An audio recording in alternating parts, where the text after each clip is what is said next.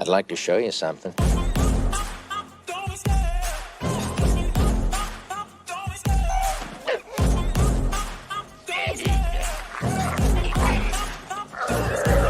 love the chase and the hunt, and I set the pace when I'm running. I always take what I want and I always give it 100. Don't need a bank, no I'm funded. Play the game like it's nothing. I'm always thankful for something. Don't take for granted, stay humble. Now wake up!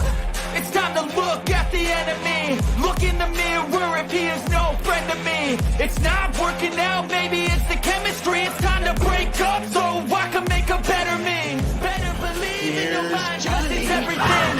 You can mold, shape, find almost anything.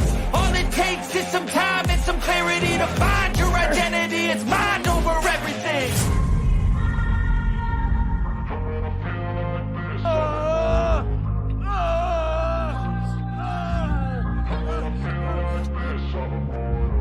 And when I feel like this, I'm immortal. When I feel like this, I'm immortal. When I feel like this, I'm immortal. When I feel like this, I'm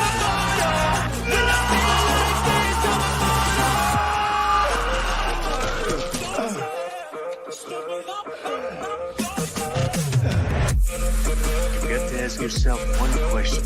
Do I feel lucky?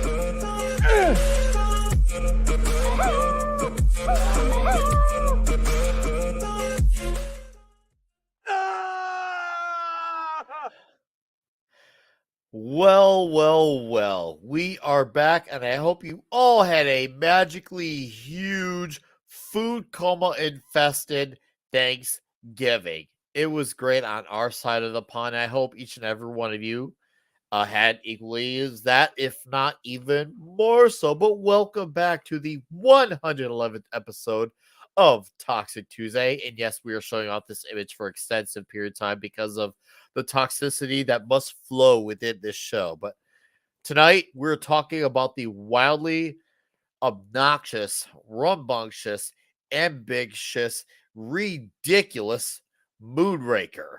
The 11th film, the fourth Bond for Mr. Sir Roger Moore as well. This movie is so many things. So many damn bloody things. And I can't wait to talk about it all.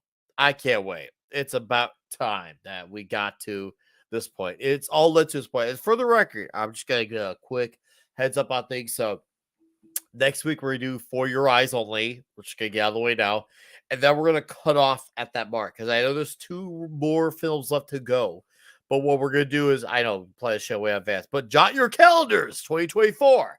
We're going to do the last 2 more films next year, along with the 2 Timothy Dalton movies.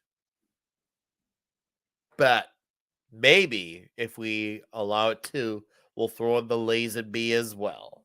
All right, so a lot of planning. Oh, and we're taking out December 26th, the day after Christmas, because it's fucking obvious. And the first flick that we come out with for 2024, it's going to be a slobber knocker. Seriously, Jim Ross might have a second stroke when he sees this one. Anyways, let's acknowledge the great faces in our absolutely superior chat. There's already over 30 of you here. Thank you for being here early.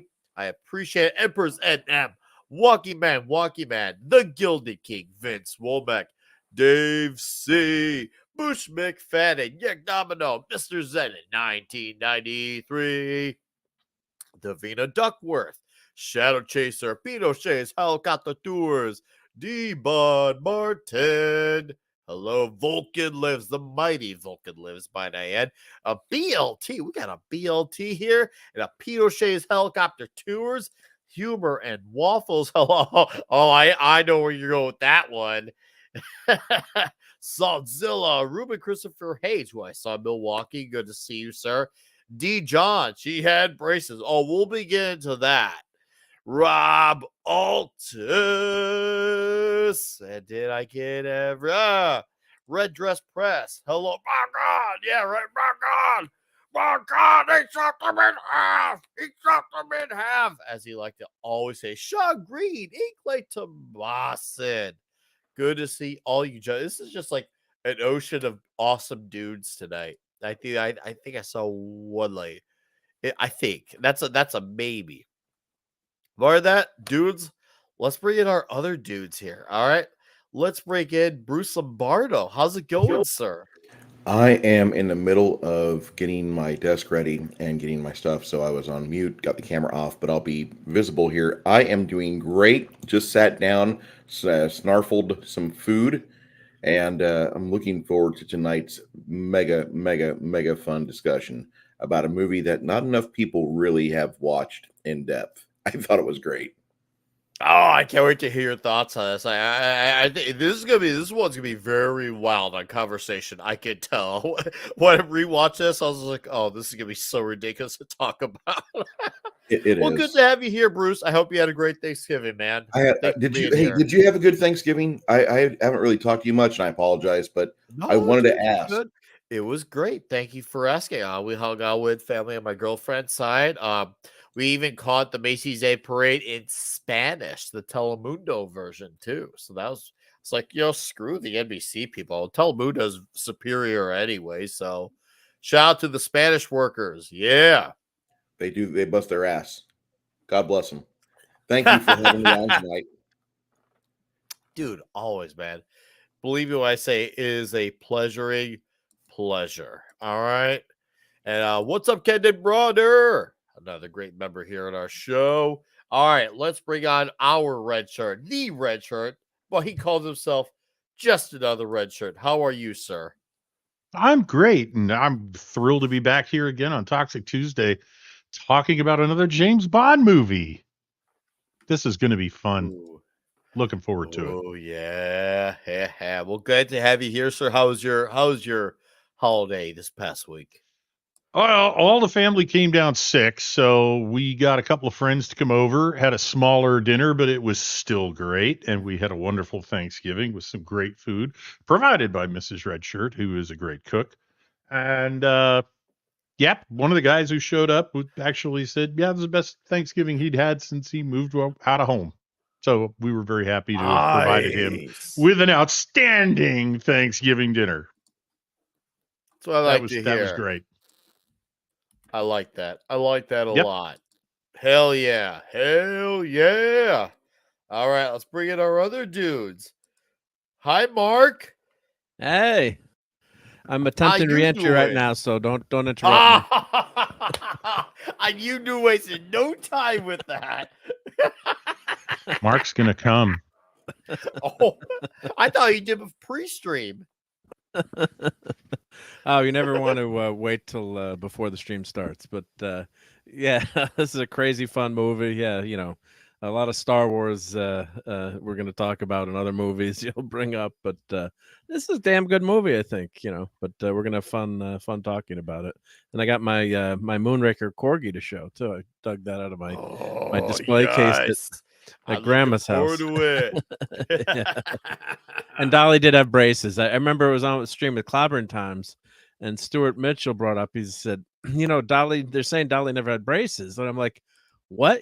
What the hell? What are you talking about? So I went and got my DVD collection. I'm like, she doesn't have braces, but I could have sworn she had braces. So we'll talk about that too. But there's all kinds of sites about the Mandela effect, and maybe you saw a flash, but I could swear, and everyone is saying that too. They swear they remember she had braces when they saw it in the movie theater. So that's gonna be a fun one. Or there's a glitch in the Matrix. Maybe Elon is right. We're living in a simulation. The simulation got screwed up. I'd say two things can be true. We live in a simulation, and Dolly had braces. Yeah, no, two things can be true, Mark. Two things can be true. It doesn't always have to be one is true, the other is false. We're in an alternate no braces universe because of CERN. That's what it is.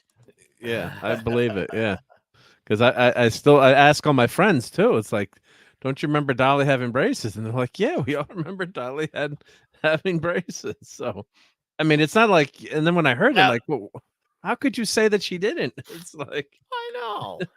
And now that you got the actress on board saying it too, it's just like, no, sorry, you are not gaslighting me into this. But we'll get into it. But we got a few other dudes waiting in back who want to be slid in. And 70s is a little late, but he will come, and he promises, and he delivers what he does. But meanwhile, we got a Keto Simple One who could be in here a little earlier. I was waiting to slide in. Well, you're in. It What feels do you so do good to about be. it? It feels so good to be in as a reentry specialist. This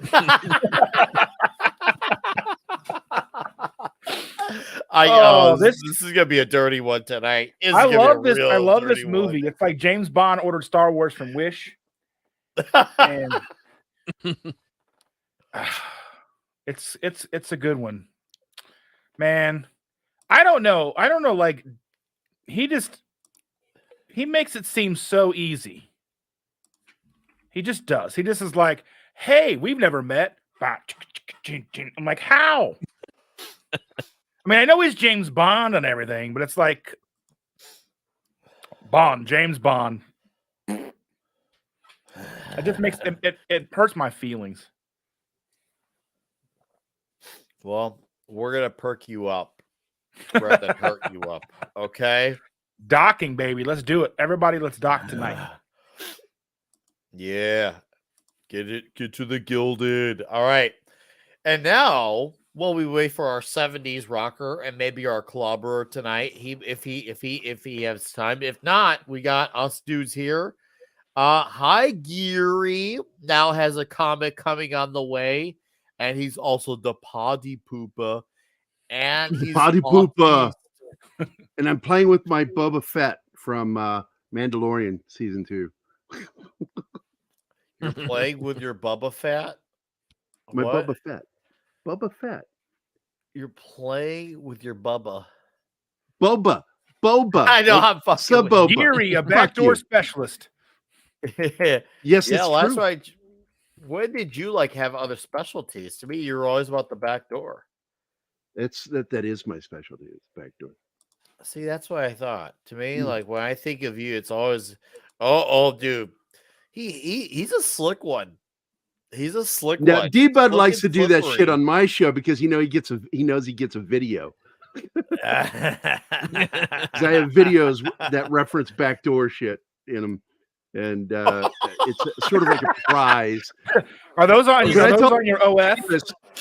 Monkey Jeeves will just go backdoor, and I go, no, you got to work for it. You got to be clever with the way you deliver. You gotta the work backdoor in line. these parts of the world. You work for your back doors. Does somebody That's have right. the Simply Safe footage of Mexican Iron Man ascending to the window on the second floor? No, No. What? What? Dude, No. No. There's a joke around the Fellowship about Mexican Iron Man and how he got upset one night because he was with a lady. She didn't tell him she was married, of course, and her husband gets home. So he's hanging out the window, and the guy vomits out the window, and he pees out the window. And a poor Mexican Iron Man, he's just there getting peed on, puked on. And then after everything's over, he hears her and him together, and he's like, "Man, that guy's an animal." And then he looks down, and he's like 4 inches. His feet are 4 inches from the ground. He's like, "Ah!" That's pretty crazy. You got that all for free. That's an expensive night. Very, Welcome very. to Kentucky. All right, dudes. Well, we got us dudes here. 70s will come later, and Klobby, if all straightens And out. will he come loudly? Oh, dude, a guy like him. I mean, he's gonna You think have he's a sheep screamer? with him. Do you think he's a screamer? 70s? No, actually, I think he's more of he's more of a smooth talker, if anything. He's got a sheep lined up, and then think he's got a he lays it on catchphrase like he he's throws Sean out? Connery. What? You think he has a catchphrase when he comes? Do you think? Oh yeah, Like, shake it, not There stir. it is. There it is. That hits the spot. I wish he was here for me to shit on him a little. Oh yeah, no, seriously. 70s, yeah. He's definitely all about being shaken, not stirred. That's what he's doing the giving. That's what it's like. But anyways, do you got that screen ready, Mark? Yeah, let me pull it up. All right, I want you to bring it up, and then I want you to Bring it pop up. it up, and then we gotta show it off, and then we just gotta waddle away because we got a screen to Away we slide. go. And up, and away. And while that's going on, let's talk about this great majestical Moonraker poster because it kind of really encapsulates everything about this movie. You have a Drax of Two Worlds. I'll reference Drax of Two Worlds later. You have the returning villain Jaws from the previous movie, Spy Who Loved Me. There's Holly Goodhead. Probably one of the most absurd names yet, which is saying a lot because we've had Oh, come on. You so can't many get any other worse than names. Pussy Galore. Ah, dude, that was hilarious. For sure. Gosh, I've had Pussy Galore. But and then of course it's the whole sci-fi, Star Wars, space aspect, and it's the middle flick for Sir Roger Moore. The mid flick. Not mid as in the term that people use for slang nowadays, but the mid in terms of this is his fourth movie in a line of 7 movies. It's interesting because one thing that a lot of people talk about with the Moore movies is the silliness, and this movie obviously really doubles down on it. But I think there's another thing that does it. It gets some attention, but not enough. Is some of these movies are almost different genre movies. Like you had Live and Let Die was the blaxploitation movie. This is the Mhm. sci-fi movie. You can even say The Man with the Golden Gun is more of a standard spy movie, very standard formula of it. So we got all these different genre movies, but it's still all Bond simultaneously. And it's still all very Roger Moore as Roger Moore can get. And then no follows up. Guys, Yeah. Yo. I was like, no. Oh, This my mic is- was muted. I was trying to say I was watching one of the special features. Okay, I was gonna This- say, this is- I'm like, Yeah. Yeah, This and at times is the perfect Roger Moore Bond film. Has some Okay. great lines for him, some great situations. But as you mentioned, Star Wars had come out a year before, and they were Yes. reaching for that. 1977. And I think that's where it falls. But it has its great moments. So yes, this is a quintessential Roger Moore Bond film. All of the You're Bond echoing films with Moore, though, are slightly Redshirt. You're slightly echo. It wasn't like major, but it's like we get every last word of the echo. Just so Yeah. you know. now it sounds better. But no, you're right. They were trying to capitalize on the sci-fi world. Obviously, yeah, you could argue maybe it did come a little 2 years too late because obviously Spy of 77, this was 79. But you could tell they were trying to go all, not just going into space, but with the suits and a ship too that was very Empire looking, which we'll get to all that. But you can tell they really wanted to get that sci-fi crowd in here. They really were hoping. It's almost like because he's on the last. I can interrupt. He's on the last. Oh, leg. that I mean, line- that's that line. quintessential You got Moore. the clip for it? Did you get? I don't have the or clip. no? I didn't have a Okay, chance. no to worries. clip But it. it's a great. But I'm just saying it's that's where just such a Money great Face line. says he has he has a leg up on things, or was a line. No, it was yeah, where he's on his last leg, sir. He's on his last leg, sir. See, even Moneypenny, she has good one-liners too, and she doesn't get Yeah. enough credit for her one-liners too, because Oh. this is the one before she had a one-liner that led to something Bond was literally doing as well. One question I have for this is where the fuck was Jaws hiding on this plane? Oh, on the plane. Oh, he's so small. He just fit right in the overhead. I was just Hey. like watching this, and all of a sudden he came out of nowhere. I'm like, where the fuck was he hiding? He wasn't in the bathroom. That thing is tiny.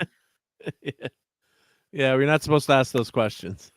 Well, you know who I think asked that question? I think Christopher Nolan did. He probably got inspired by this. Like, this is how I'm going to do this for Dark Knight Rises. I'm a big man, crash this plane, and I'm going to try and make him get away. Except, obviously, in his movie, he had Bane be the victor of the play, but this one, Bond is. But this is, okay, I don't enjoyed this opening as much as Spy, but I still think it's a solid opener on its own merits. It's still a really strong, great opener. I mean, when you're on air always has the suspense of like, oh shit, they're in the air, anything can go wrong at any moment. And it is, you could argue about where Jaws was, but for me, it's like, I can see him. I mean, a guy like that, I mean, he's blended into a lot of territories despite how big he is. So it's not like it's going to be that complicated for him to.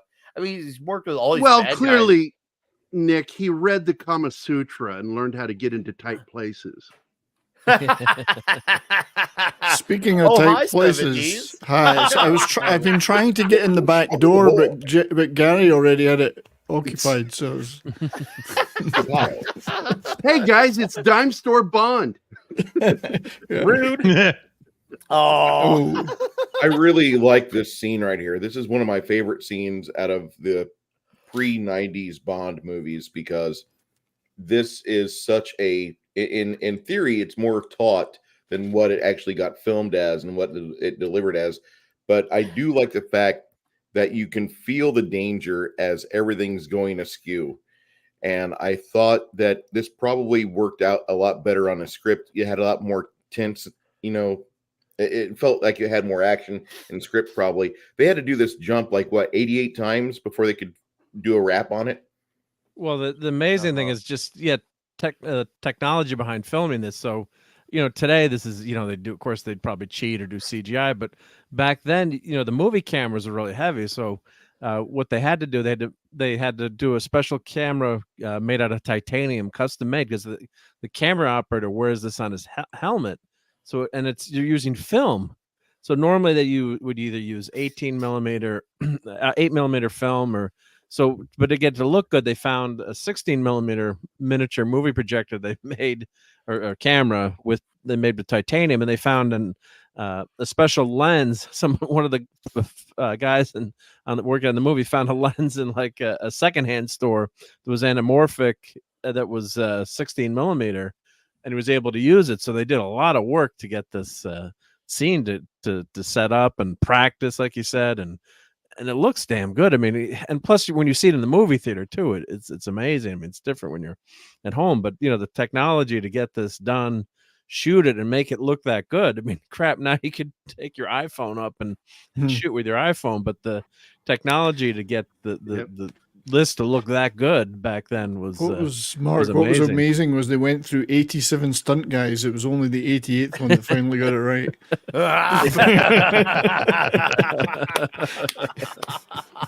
Saved him a lot of money. Bond's got some good moves in the air when he does all his like flipping around and stuff like that. He makes being in the air look so badass when doing it. And he's not even. Go ahead, Mark. Well, I was just gonna say, and he's not even scared. Like when you watch the scene, Moore is his own Bond, and different than Connery, obviously, but he's not even scared. Like, and you're like, shit, I'm up in a plane without a parachute, it's gonna crash. He's not even sweating any bullets there. And watching one of the interviews with Moore about this movie at this time, he's like, yeah, he's even said it. He said, I'm not, the dangerous guy. I'm paraphrasing, like Sean Connery is, who walks in a room and is a killer. He's like, they know if they say I'm going to kill you, I'm not going to do it. So he's like, I brought my sense of humor, my personality, my kind of Bond to the role, which worked for me. So even he admits, he's not the badass that Sean Connery is, but he adds another dimension to Bond that's that I grew up with and I really, really appreciate, and I miss these days too. God, but yeah, this is you can always tell the blues or the rear screen projection scenes. Yeah, when they cut to the close-ups of Bond and Jaws duking it out here. Yeah, they couldn't have a parachute big enough for Jaws, probably, right? Yeah. Oh God, that guy's so big. But by the way, Davina Duckworth asked the question. I'm not sure what it's about, but she asked something about Alfred Molina was in Raiders of the Lost Ark, and yeah, he played Satipo in Raiders, the guide that was. She thought he was a pilot at the beginning. No, he was the guide at the beginning of Raiders. Yep, he's the guide at the beginning of Raiders. When the pilot first came out, I thought she popped up is that Alfred Molina, as in reference to? Is that what that's about? Okay. I thought that's what she was referring. I might be The fact wrong. that Jaws try to like pick himself back up, like acting like he was like a penguin, flailing Flapping. his arms, like, yeah, that's gonna Yeah. bring you back up, Jaws. You got this. You'll start flying. Yeah, I'm gonna flap my arms, but if I take off, you're gonna laugh. I have seen that such a scene good actor. several times, and I still laugh my ass off. I'm like, dude, he really did that for all the intelligent decisions he does as far as how to find Bond. He's a very resourceful guy, but as soon as in the air, intelligence just fucking flies out the window. He thinks if my arms just flap, I can save myself.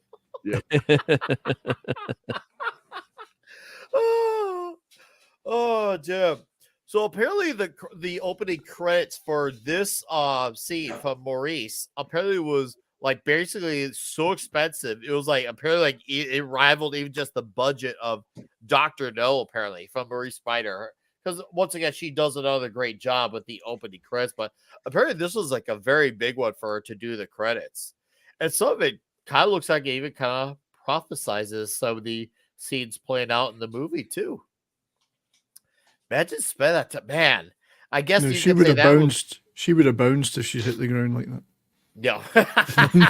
If I had time, I was going to put Mad on there. I didn't have time. But, Why wasn't she It's like super? Ultraman. Why wasn't she Supergirl? She looks like Supergirl to me right there. Yep. I mean, super to me. Later, but that's got me attentive. Attentive. Great special effects there. Meaning you were making a tent? Yes, sir. Oh damn.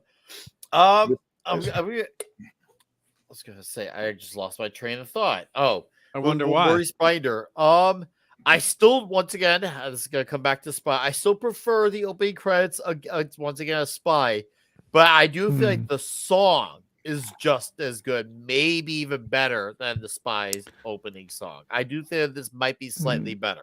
So I know there's one aspect I do like. Shirley Bassey wasn't a fan of it. She didn't really feel it was that great. That's why I heard. I got to tell you, I'm not a fan either. I always thought it was really it was going back to the '60s version of singing. And, Yeah. you know, Moonraker. It's like, come on, Moonraker. Yeah, I gotta say, this is not anything close to my favorite Bond theme. I actually enjoy this. Shirley song. Bassey, I love.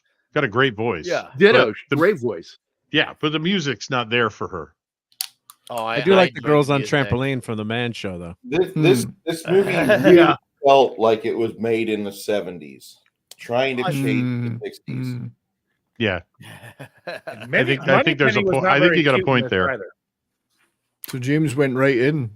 Well, he did. He's like, she's like, "Oh, James, why you so Right gay?" in. He's like, "I fell off an airplane without a parachute," and she didn't believe him. Moonfinger. I enjoy the Moonraker song, and I'll stand by that. I'm in the minority. I enjoy it. You like heavy metal too, Nick. You go for it, buddy. I'm not hateful of the song. I just don't feel like it doesn't really scream like this is going to be the most revolutionary Bond movie ever. We take Bond to the future. We throw Bond into space. Moonraker. This doesn't scream it. It does It's not. got a Fast and Furious feel to it, hasn't it? Really? Let's just. No, look I in do- I space. do need to say. Oh, I'm sorry, Brian. What? No, go ahead. I was just going to say it was like. Oh, I was just going to say 7. that My bad. if you turn off your filter on Google and search Corinne Clary nude, you will have the happiest Christmas you've ever had. I did that years ago, dude. I look up everybody nude. I don't care. Have you looked me? Thank you, Brian. Oh, Yes. see. The answer is I'm yes. going to do that Thank as a you. scientific experiment, Gary. I'm going to do that purely for science purposes. Gary has no shame. I just put it that way. I think Holly Goodhead is trying to do something with her left hand on the screen for science. Because if you look at where the direction where Bond is pointing, you can see. I think he's already building a tent on this poster. Those are Sounds just like a girl the here. ruffles in his pants, I'm sure. Yeah. No, Good that he set his way up to camp. He is ready to camp. You can tell. He's That preparing actor for and a- reentry. And Yeah, then there's a big old bass that just says Well, Moonraker. Gary, you're absolutely correct. Those are very, very educational images. Yes, yes. You get I'm full learning. 1970s bush shots. That's all I got to say. She's not looking very trim. That's all I can say. Ruben caught it. Ruben Holy caught it. shit! It's the kind of moment where you have to do this first. If you look at the shadow Yeah. on his Holy free holy! You have to pull it out of the way. Splendid. Splendid. Oh, look at the sides from up above, looking down. They I remember thinking, what was the point to all this? And they're all in like one other There's a scene mini in the shot. movie, and that's it. That's Did it. anybody with those last two women astronaut trainees? Did anybody else get a Bambi and Thumper And vibe Thumper. from I did. Diamonds Are Yes. Forever? I got a serious Bambi and Thumper Yeah, vibe. Bambi and Thumper. That's I'm why- getting a Yeah, Thumper but- vibe from these images that Gary told me to look at. I wonder 70s is going to be very quiet for the rest of the show. We'll know why. Yes. Oh man. If we hear him snoring, we know what happened. Yeah, he'll get So sleep. we got clarity.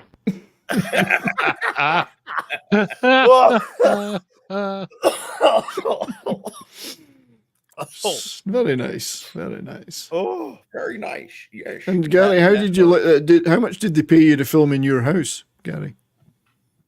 We never shoot in house. They wouldn't allow it. Oh, you've got this is just built the size of your garden shed. This is the stables, to quote another Bond film. No, that's the stables. You know, it looks like, I swear to God, this looks like what is that place called? Versailles. Versailles. That's what it looks like. Does look like Versailles, doesn't it? And the Well, outside. it is a French chateau that they literally disassembled, transported for him, and reassembled piece by piece. So Hmm. it is intended to be a French chateau.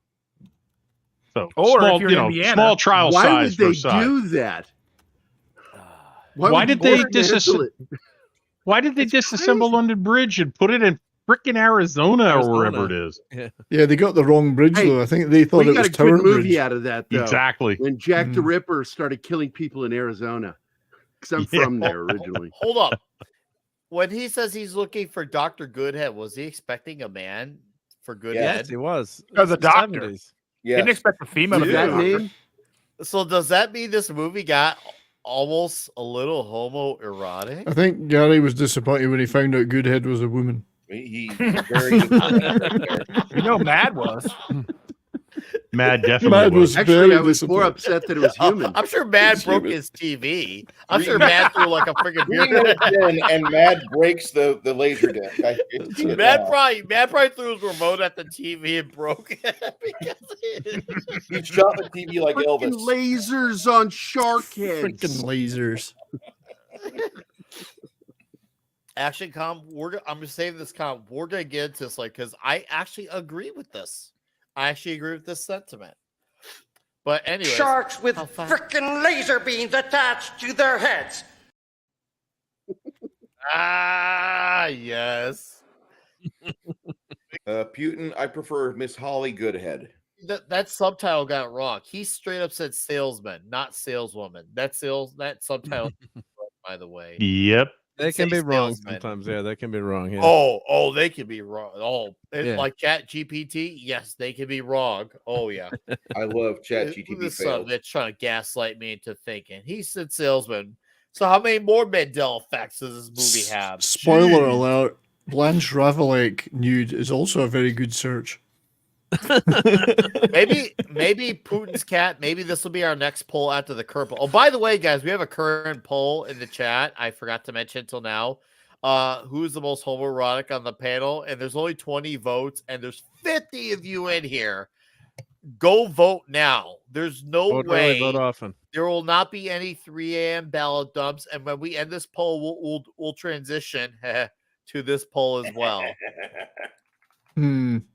Will we bury the pole deep? With a Well, shaft. only one man's gonna get buried deep in the pole, and it ain't gonna be me. All right. So far at 24 votes. Come on, folks. Keep those votes going. We only have 24. There's no 3 a.m. ballot deficit Keep involved. inserting those votes. All right. Backdoor Gerry has a strong lead at 60%. With me, Am I on there? I'm at 24% with 70s at 16. This is who is the most homoerotic on the panel. Gerry, you got 70s a is much older than landslide. 16. I'll tell you that. So there was a lot It's of just like that Indeed. guy, you know, he says, you make a lot of gay jokes for someone who's not gay. And I said, oh, yeah? Prove it. Prove I'm not Are we gay. saying that Gary is only 60% homoerotic, or is that 60% of the votes? He's 40% non-homoerotic. I think I'm at least 60%. You see, the thing that if I was in this thing that Bond is in right now, the walls would be coated all the way around with vomit, a perfect circle of vomit. What the He's a commander in the British Navy, so It's I mean, true. Yeah. Oh, he Peter knows how to Shane, go down you're at not my speed. end game. Suddenly, at vote 30, Nichols suddenly rise due to mail. All right, we're at 29 votes. Let's get it up, guys. Come on, let's get it up. We can do this. If there's Let's one thing get I it know this chat can on. do, this chat is its own self-made Viagra. We can do this. We can Is that like a new version of Blue Pill? Blue. Yes, possibly. I don't know, but I think Bond did. Bond almost. Man, dude. That sketchy guy was just like, I won't let you live. I think Bond And he donates go- the chemicals required to make blue pills. That's his contribution to humanity. He spun his ass in circles, man. He spun his ass in circle, and even Goodhead couldn't save him from that one. Even Holly has her limits. He just walks off like a drunk. He's like, Well, they had him going, what, 12 G's? Yeah, that's pretty good. That's enough. Yep. Yeah, I mean that's Because true. wasn't that but- supposed to be at above 12 G's, you die? Supposed to. 17, Something I like think. that. Was there 20? Not that it matters, but yeah. You can't Let kill me James help you. Bond in a James Bond movie. No, yeah. I mean, come on. No, that see, you gotta have that plot armor there. But my thing is okay. So this time he doesn't really know that this dude's trying to kill him, but throughout the movie, he's like, there's like more and more things. Like he's just like, this dude's trying to kill me, and he never takes a shot at him. I'd have been like, well, I guess you're dying, bud. That's I right. agree. I'm James Bond and you're not. But he's got to kill him in a sporting manner. That's the problem. Fuck that. Yeah, well, you're being too logical. You're making it make sense. I know. I guess it's like I want it to be as unfair a fight in my direction as I can. You know what I mean? Yeah. Well, Which is logical. No, Yeah. I mean they may have changed that with Roger Moore's run, but I mean if you remember Dr. No, the professor comes into Bond's room and shoots his bed and empties his pistol, and Bond slides the door shut he's been sitting behind and says, "That's a Smith & Wesson, and you've had your 6." And then he shoots him twice. It's not fair, but you don't play fair when it's life or death. You don't Exactly. do that. And Bond didn't do that. So if Right. if they made Roger Moore play fair, that is a failure of the writers for Moore's Bond. Yes. There's I nothing agree. sporting in international espionage. Especially if Right? they have a license to kill. Mhm. Yeah. And he gets wet. He gets wet when he has appetite. So he should always be having his way. Always. It's a nice microwave he's got there. A It's a microwave and 1970s cigarette. microwave. 97. Combined microwave and cigarette lighter. Yeah. I was like, what the hell is this thing? Like, I'm like, is it because I'm like, is it like a film roller? But then obviously you see what it is when he obviously takes out. It's like, oh, okay. It's a see now. mechanism to Eight- see through women's 18 karat. clothing. So I guess Yes. you guys, this is me coming in here being the youngin. Was that the highest carat at the time with 18? Or was Well, it not? 18, the 18 carat. was- No, that's the. You mean the biggest diamond in the world, or Yeah, because there's 24 karat gold.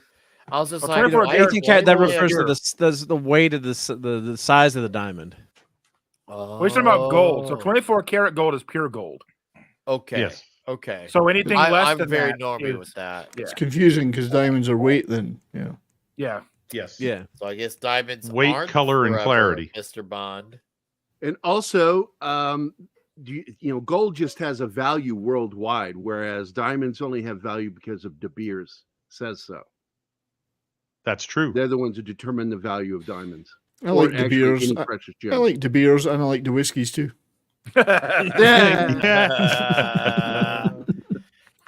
Yeah, I thought about that actually. Kind of like, yeah, that's kind of like you're wearing. It's like it kind of reminds me of like the guys who are in the bands on tour and they're wearing their own band shirts. Like, I know you're in Slayer. Like, oh, you're 007. It says it on your freaking binoculars that you're using. Like, I was like, wow. Well, that's how Talk 006 about- doesn't take his stuff, okay? And there you go, Nick. I've added some a new photo to the Gilded server on the Ooh. special slice, and then also in the foodies. There's a trio. Well, Do not You show wanna- off toxic males. is it a pizza? Or is it? Hold on. What is it related the to? the foodies is a pizza. The last pizza I've made here in like 3 days ago. Ooh, I'll to show off the pizza. I'll to see that pizza Mm. later. Then I look forward to it. A pity you leave us. Such a good sport. Except that he got that guy, that one guy who was trying to be all like a Hawkeye. I thought that's it. It was hilarious. He's like, "Oh hey, Yeah. you missed." He's like, bro, no, I didn't. No. Look at what I Did just I? accomplished, bro. Yeah, did I? It was perfect. Yep. Yeah, Bond does go full ham on it, but the lines are great. And because they're great, I forgive it. I straight up forgive it. I don't care that he goes full ham.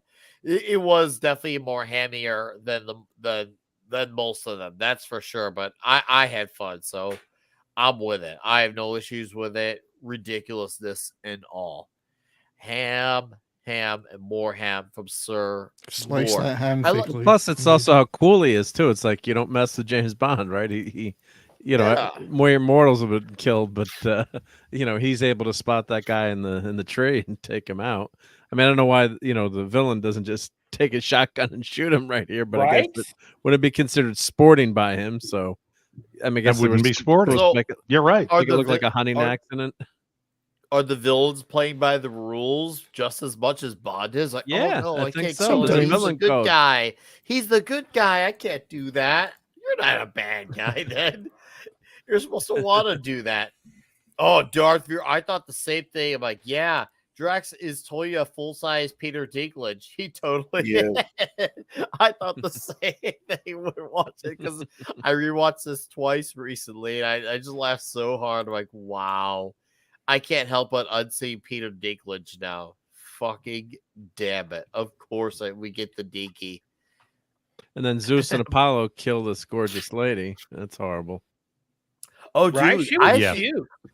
I thought she was going to. I remember I originally thought. I thought like she was either going to like live, but maybe like have like a bunch of marks on her. Bond Yeah. will find her, then like she collapses. But no, this is it. This is the last That's you it. see of her. I didn't expect it to be Very like toxic. that. I'm like very toxic, very unexpectedly brutal. I was like, wow, they really let that be her finish. Not like at least like a way to like or like. What if she did die, but they brought her by to Bond to like send a message type of thing. Like, I was so shocked that they went with that, where that was it, nothing, never to be seen or heard from again. Definitely not what I expected. I mean, I'm fine with it. It's just not what I expected. I agree, Venice yeah. Glass. You're not the Yeah, only because one. these movies aren't as hard hitting. It's a pretty light Yeah. movie, but there's some grim. Yeah. That's probably the grimmest scene in the whole movie. I would say, but It yeah, you fits expect more her Bond to line with save the her. Dalton movies. It fits more in line with the Dalton Bond movie than it does a Moore. if anything, Yeah. because the adult movies definitely kind of layered on the crazier. So I'd say definitely more towards that. But no, Rumor was like, whoa, that's very dark. It's kind of like when you have that random dark scene in like a PG or a G-rated movie. We're like, whoa, it makes it seem that much darker because everything else is so lighthearted. So I guess, hey, I guess that was the intention, maybe. Cece says another Yeah. like a good fish. That's I the like how we had scene. two. Go ahead. Go ahead. No, I was just gonna say that's the scene where I began to respect this movie. It's the first time I felt that way up till now in the Bond movies with more. Wow. I know that sounds bad, but I mean, I haven't really enjoyed the others. They were good movies, but like this here was like, okay, we're gonna finally get an adult Bond film. I know, I'm terrible. You like your adult films. All right, Well, we it was got interesting. 42 votes. Before Mark goes on, we got 43 votes. Backdoor Gary is winning at 65% by a landslide. I'm at 21%. And 70s is at 14% of who is the most What, am I just homoerotic on not the sexy panel. enough for you people? Oh Jesus, let me Come fix on. You're too sexy for your shirt. I'm too sexy. All right, go for on, my Mark. shirt.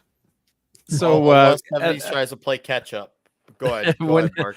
Well, I keep mentioning the special features. I love this Bond set, and I hadn't watched all the clips before on it.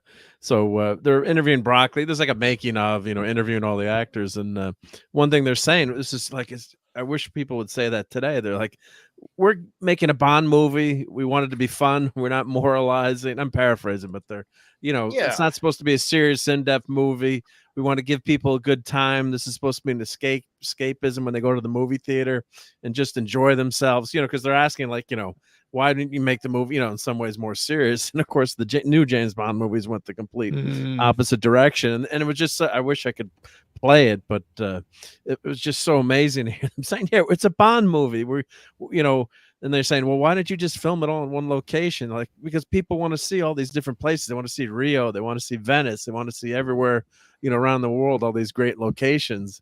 And that's why we give these people this, dose, this brace from reality. I mean, the movie's ridiculous, right? But who gives a shit? I mean, it's just so much, this gondola scene. I mean, people were panning and how stupid is it? Like, it's a great fun scene in the gondolas. It's obviously, a special, gondola. It doesn't turn into a sub at least, but yeah, it makes sense. Like if you're a super spy, right? You're going to have something like this. And it's just fun. And the producers and Broccoli and everyone they're interviewing, they know that when they're working on this movie, they're not trying to make Hamlet, they're trying to make a fun James Bond movie that's going to entertain a lot of people. We don't get that today from a lot of movies, which we won't go down that rat hole too much, but look at the last Doctor Who special. But we'll just I know. stop there. On it. I'm so glad we have an antidote for that. I'm sure that's the reason why we have almost 60 people here in the chat. Thank you for being here, by the way. Almost 60 of you. That means 60 people were saying, you know what? I could use a break from talking about bad shit for a few hours. So thank you for your support, folks, on that. Because I'm not saying we should not talk about it all, because it has its place amongst the conversation. But it's nice to be able to get away. Consider this a vacation show, if anything. We're making escapism great again. Yeah, I really feel like this movie was doing itself a big service by giving us some emotional beats that haven't been seen yet in the Bond series since Connery left. And with Corrine's demise, I was really happy with that. I know that sounds bad, but I was really much applauding the. It was well done. I actually agree with you, Bruce. I actually agree with you. It was well done. It was just because it's so unexpected was within the tonality of everything we've seen in the Moore movie. It stands out that much more is what I get. But I agree with you. It was a well done scene. It really was. Well, it speaks to, in this movie, Corinne's death speaks to the stakes that the Roger Moore movies haven't really had in them before, whereas the Connery movies did. People died in the Connery movies. There are only at the end does the villain die in most of Roger Moore's movies before this. Here's somebody who's just a secondary character. James has a night with her. gets some information out of her, and she gets taken apart by a pair of Dobermans. Terrible way to go. Oh yeah. So the stakes are now raised with this movie. And this is in that time frame where Dobermans were seen as like the most vicious dog in America. The Rottweilers hadn't came to prominence. The Pit Bulls hadn't came to prominence. But if you had Dobermans, you liked seeing people get torn apart. And this movie kind of fed into Oh. Well, that's why they had them on Magnum PI, Zeus and Apollo. Yeah. Just after this movie, yeah. That made me want to have Dobermans watching that movie, that and a Ferrari. This scene blew my mind as a youngin. 'Cause, you know, obviously in Spy we had the submarine car, but in this we have the boat that goes on the main roads or on the I was just like, bro, that is cool as shit. So okay, so obviously, you know, as the more movies go on, we have some themes. Except this one doesn't have a train fight, no train fights aside, but we have great sky high openers. We have vehicles that shapeshift. You know what? Recurring things I'm all about, man. Because say that go around the area, the guys are like, oh, come on. Dude, fucking cool. No, and Italy looks awesome in this movie. With D-Bud, let's say in the chat. I love it. Usually when you throw in Italy in anything, whether it's like this or even newer movies like The Equalizer 3, Italy, for some reason, the buildings translate so well in any like movie. It's awesome. Older movie or new movie, Italy just looks so cool. So, well, apparently, go back to Indiana Jones real quick. Basically, Spielberg wanted to do James Bond, but wasn't able to because they wouldn't hire American directors. So he got to do Indiana Jones, and of course, in The Last Crusade, we get a great Bond scene in Venice. And it's very it reminds me of this scene, or the other way around. And they actually looked at. I was gonna say they actually looked at hiring Spielberg for this movie. They thought he wanted to do it. He wanted to do it. Yeah, and they didn't. He actually would have been a good fit. I actually think he would have been a good fit. I'm sure some might have a rebuttal towards that. He would have actually. I actually believe. As far as like the big spectacle of it all, I think he would pull that all off. I really think he would pull that all off. He really would have. I think you're right. I don't think Spielberg would have fallen on the Bond movie. I think he would have really delivered. And one thing about Spielberg is that he does motion correctly. He does the kinetic scenes really well. We got to see that with starting off in Close Encounters of the Third Kind with all the various things going on in the sky. And then you really get to see that in Back to the Future. So that would have been probably... That was Zemeckis. He produced it, but it was directed by Zemeckis. I thought Spielberg was part of the chase scene dynamics he on was, that. He was. There's no question about it. He was directly involved with it, but Zemeckis was the director. Yeah. He called all the shots. So you want some deep trivia? It's the same thing with Poltergeist. Give us deep trivia. The hovercraft. Chow has got a great trivia right here. So go for the it. hovercraft scene in St. Mark's there's a guy that's cut to a shot of a guy with a wine bottle looking at it like he was in the Spy Who Loved Me. Ooh. With a bottle. It might have been on the beach scene. But there's so it was a nod? And he was in the next one as well. So he's in 3 movies with the same joke. Yeah, looking at his bottle like, "Oh, am I pissed?" You know. Well, if you think about it, Steven Spielberg directed Indiana Jones and the Last Crusade, which involved a boat chase in Venice. Yeah, that's what I was talking about. That's what I was talking about. He could have, he could have added to something to the boat chase in this movie. Oh, and I think The Last Crusade is probably the best example of what you might have gotten if you had Steven Spielberg come in as like, question. No second question, unit director or something. Basically, Spielberg wanted to do James Bond, and that's what Indiana Jones was for him. He was getting to do his James Bond through Indiana Jones. And I absolutely think that boat scene, no matter how directly involved George Lucas was, I think that it was inspired by this movie with the whole Venice scene. Oh, I don't doubt it. It's a great scene, yeah. Yeah, I don't doubt one bit. So, okay, we have 47 votes and over 60 plus here. We got to get at least 3 more to 50. And Backdoor Geary is still winning by a landslide, and there's no ballot dumps, and he's still winning. Can A we few get 3 dumps, but more no ballot votes? dumps. I'm your in-house backdoor guy. That's what I am. Oh, 48? 48 votes? Oh, can we get it? Can we get the last 2? Are we getting 70s? Is that 12%? 70s. You've gone downhill. Well, no, I'm just the most masculine, not homoerotic guy on the panel. So I figure all those sheep would have, really brought you in, but right. you're All just right. an ovinophobe. That's all you are. Oh. All right. So Backdoor Get the Geary won by a landslide, 57%. I was at 20%. 70s was at 14%. And this will be our next Thank you, poll CC, for voting for right me. Thank here. you, buddy. I voted for you 72. you Thank you. answer as you may on that one. I will get that poll going. Poll. All right. Too bad I keep it didn't going, win by dudes. 69. That's right. That would have been perfect. You would have been perfect at 69ing. Yeah. Conscious shit. Yeah. Oh yeah, culture. Oh, culture would have been 100%. You kidding me? So Culture would have been 100 straight up. It he would have been 101%. He would have been better than 100. Oh. So, and I read another piece of trivia here, and I don't know if it's true, but it says that Bond only fires a gun once in this entire movie, and it's not even his gun, which is the shotgun scene. It's also because Roger Moore hated having to carry guns. He Yeah, didn't like but, firing them. but he doesn't fire any other guns, apparently. I know he fires some lasers later. Laser guns. Star Wars Lasers related. in your Lasers. fucking heads. So, Laser so he doesn't guns. fire his Walther PPK or anything.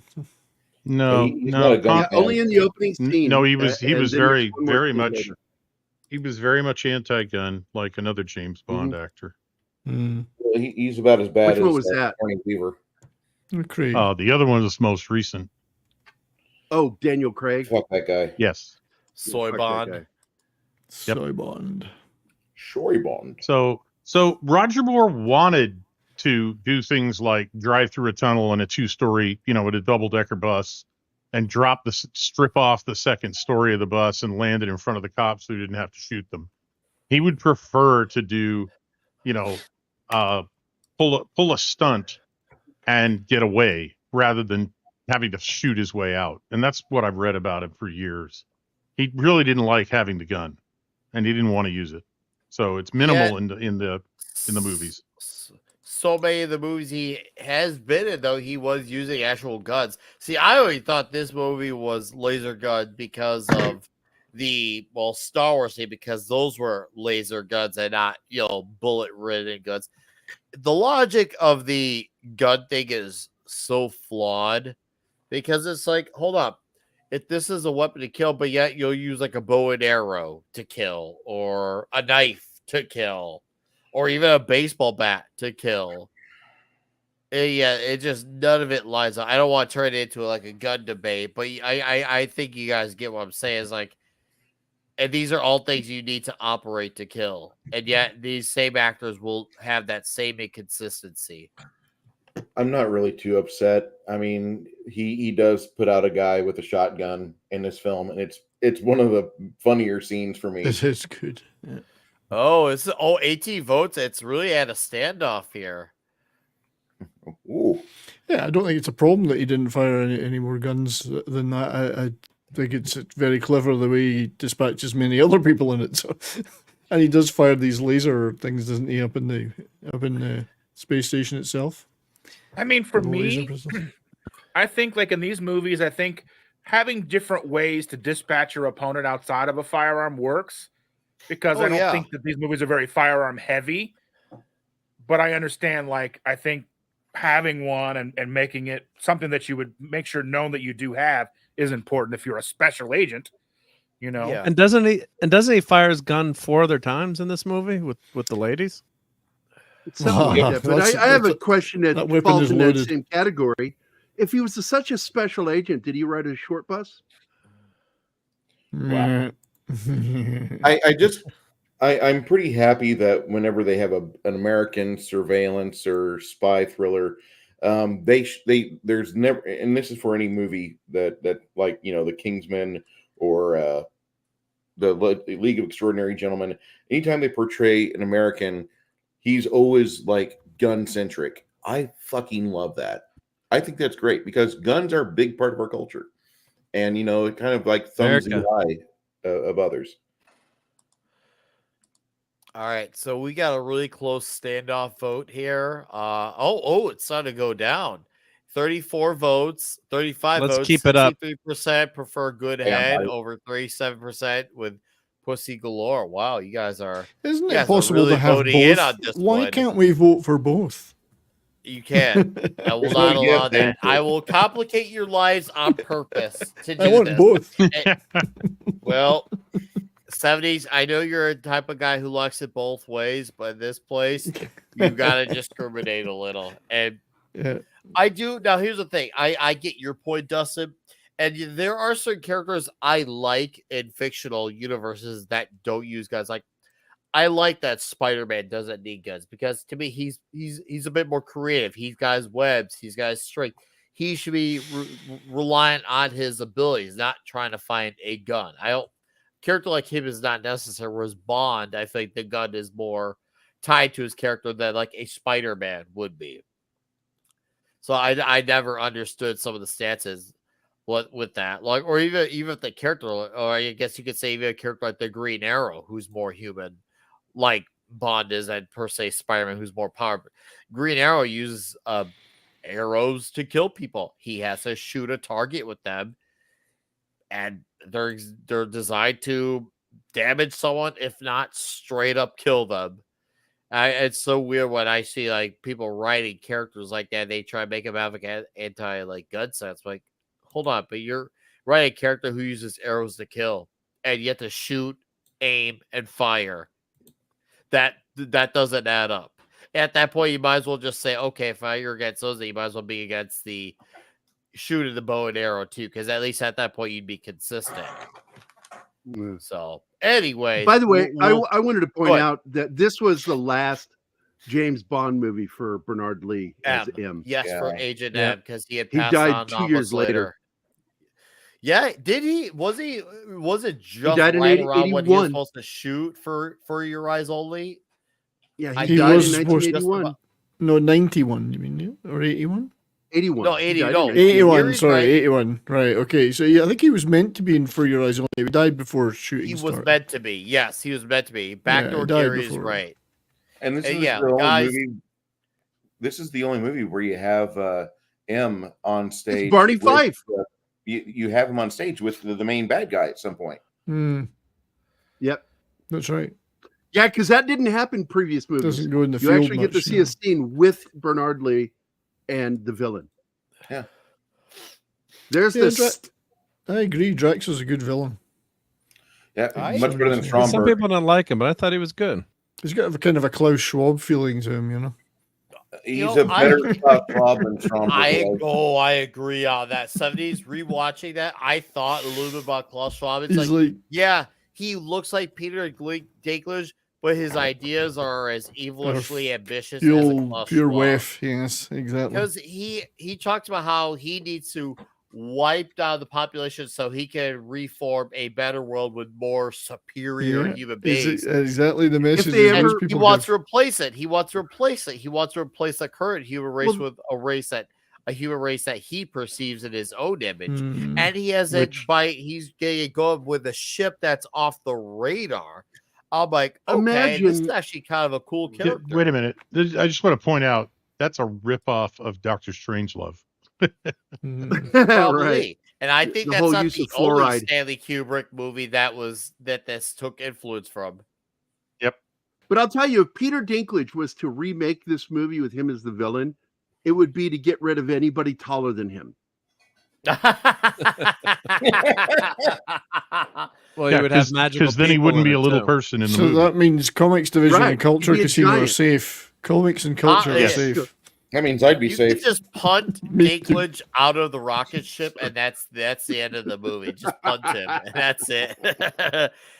Like, I can just hear Dinklage. I can't hear. I think I hear a voice, and you look down. There's Dinklage. All right, let's kick you. Let's field goal you out of the building, and then that's it. That's the end of the movie, and then you just roll to the credits. Dinklage is Drax's mini. He is. Yes. Is the difference between Drax versus Gage Schwab is that Gage Schwab may have. Oh man, I don't want to go there. I want to have fun. I can see why you say that, but I don't want. I get why you say that. Well, I will also point out I there's know. another This cool is- thing about this movie Go for is it. the And actor don't call it strange Ben, Gary. I told you. Walter Gotel plays Gogol in this, and he played the character 6 times in Bond, as I recall, all the way up until Living Daylights. He made the appearance as the same character in all those films. Oh, the more you know. But dude, I saw you in the alley. He had Jaws coming on to you. I'm like, Gary, you can't just be attracting guys like that. It's kind of weird, man. Kind of weird, Gary. I'd be like that dog video where the girl like offers her dog a sausage and the dog rotates around and shows his butthole. I would just turn and do that to him. It's okay. You'll blend in though. You'll blend in. It'll be fine. It'll be fine. You got this. He looks like a rag doll the way he's just holding her. She's like It's 105 probably the weirdest pounds. She would be. If you're I know, a man, she's you should be able to ridiculous pick up a looking. woman that size. You should be able to pick up your wife if she's 105, 110 pounds. That should be no problem to you. You should be able to one-hand that shit. K. Roberts. All right, I gotta address this really quick, guys. I have had many people tell me this. I would say that's once again like that's why there's unfortunately there's nothing I can do about it. I would just say, just if you can, I don't know if you use on your notes section, just youtube.com/ I think if you do either / Nickwise or / Nick's Toxic Waltz, my page will come up. It's just one of those things where you're just going to have a link to the page saved, and you'll just have to refresh it because my channel, there's some people who get notifications, but it seems like for future subscribers, they have blocked all notifications for my channel. So, and I only know of 2 other channels that have notifications. Oh, they're doing it to us too. Oh, you guys got now. I am completely like, no, Yeah. you can't even adjust my settings. You know, like so you could adjust to some or all. All. They have shut it off completely from my channel. So I'm not. You know, I could have done 500 videos talk about it. I chose not to. I'm just trying to help you guys find a way to just say, you know what? Here's how we work around that. I'm just trying to look for the solution rather than just complain about it. Granted, it is a good reason to complain about it. It's a really good reason. Just save the link to the page. Maybe get like a list of 10 to 15 channels that you watch daily, whether for videos or streams or both.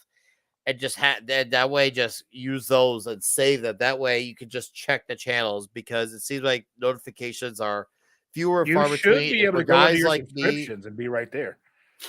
yeah, but They don't show up it's not sometimes. I've I've experienced experienced for that. everyone. Yeah, it's not always. I've experienced that for streams. streams I know I'm going to be on, and I'm like, when's the stream on? And I'm searching for friends, and I'm like, and they're not showing up. It's like, Well, okay, oh, yes, God. but sometimes with that, it depends on when they set up the stream. If they set it up 2 weeks ago, it'll come up like 2 weeks ago in your subscriptions.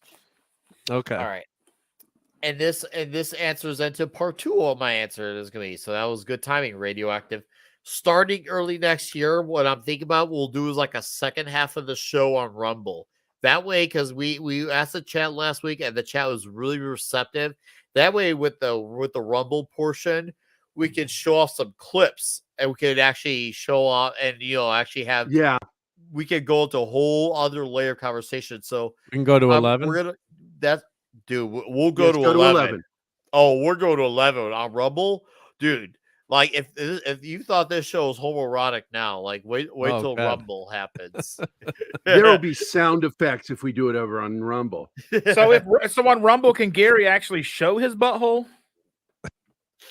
Well, it's not a Oh, question I if The hope should. screen's not. not The big question enough. is The if. screen's not wide enough. Oh, okay. Peanut Yeah, say, you need a he says, gaming There's Gary monitor eating a to hot see dog. that. I always suspected that was made from licorice. And it is made More from game, licorice. Had more him bite Rumble. through it. More game, more Rumble.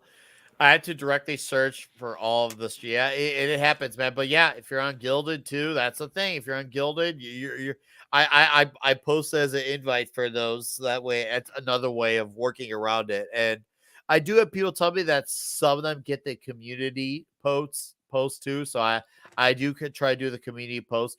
I'm just trying to help you guys work around it because I know it can be infuriating. I know YouTube is ridiculous about it, but I'm just trying to help you work around it the best you can. Like I said, save your top 10, 15 channels and just save the proper links to them. That way you can just go to the page rather than rely on when you go on your today tabs on your app and shows that just if you go directly to a page, you're gonna see the stuff. It's kind of like just think of it as if you're looking for stuff before there's algorithms. You went out of your way to find it. So that's all. And Anyway, by the way, let's get to a great scene. you can name it in Moonraker. Just a Yeah, suggestion. you can Nick. name it. You could name it Rumble in Our Butts.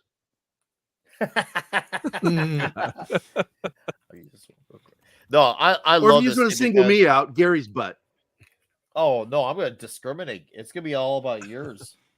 You know me, Gary. I got. You're very discerning, I know, Nick. Well, the bottom end There are a usually lot does of make butts things you can rumble. choose. Sorry, I was talking there again. Doesn't matter. Yeah, I'm I was sorry. talking. You just No, No, for go ahead, forget it, 70s. forget it. You No, talk it's- about your rumble and your butt. No, I wanted to hear what Brian was Forget going to it. say because he's always funnier than me. Ah, we missed it. Anyways, we got a super chat from Peter Shays Helicopter Tours for $2. Says Schwab is Alan Bates' character in Sum of All Fears. I need to rewatch that movie. I remember really enjoying it, but I got to rewatch it. Also with Morgan Freeman, I think, and Ben Affleck, a little bit after Jiggly.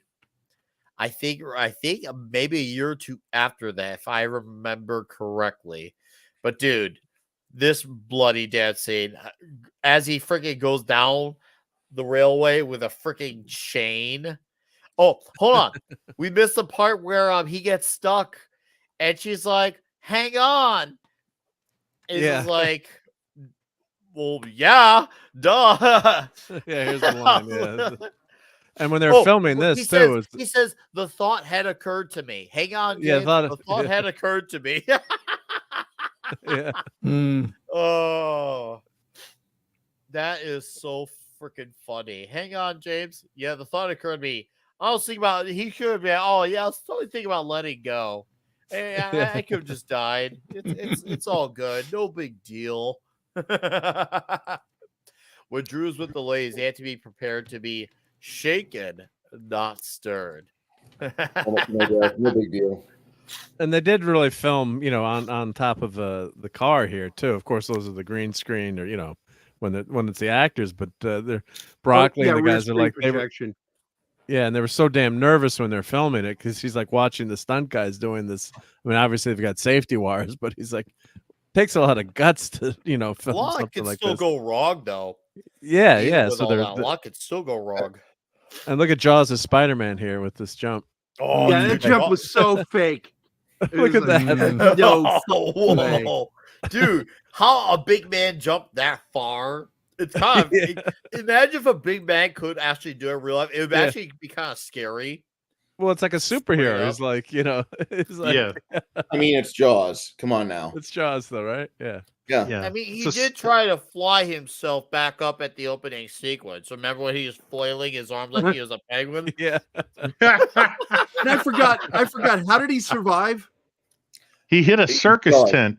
Circus He's tent. Yeah. Jaws. That was it. Right. Okay. As But you do. you gotta understand, for these two movies, the problem I have with Jaws is he is the villain who cannot be killed.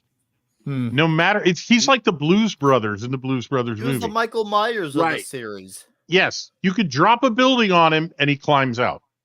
You know, you Absolutely, could drop him out of an 100% airplane without a parachute invincible. and he walks away. Yeah, he dusts Yep. himself off. I'm good. Yeah. Well, because he becomes a good guy in the end. Spoiler alert. So. Oh, I know. No, what? Fucking women ruining men. Does he speak too? Does he speak too? I don't What else can you tell us that we haven't seen yet, Timeline. Gary? Oh God, I can't Mark? believe I ruined it. And what's she holding on to there with Bond? How's he holding her up there with no hands? It Wow. hurt him quite a bit later, whatever it was. He was quite sore. Yeah. Let's just say he yeah, was he needed- 12 inches at the end of it. He Probably got a almost cavernous gave- belly button. He almost gave her good head in the fake ambulance vehicle. If you remember, it was very briefly. It was like, "Excuse me." I was like, "Oh." To And then they had continue the cock blocker in between them. to continue the jokes from my show yesterday, if it was Liam Neeson, she'd already be on the ground holding on to that. Anyway, Yeah. Oh. Cheap It's a short. scene- Mark 3. And I found a special edition of the poster. It was just on the internet. Ooh. Oh, Who yeah. made this one? nice. Who made this? I Mark? made that one. I made that Did one. you, Nice. Mark? Yeah. It's a piece of art. It looks wonderful. I almost Great. don't want to look at the ladies. You should have made trying to think who had made a good Jaws on our panel.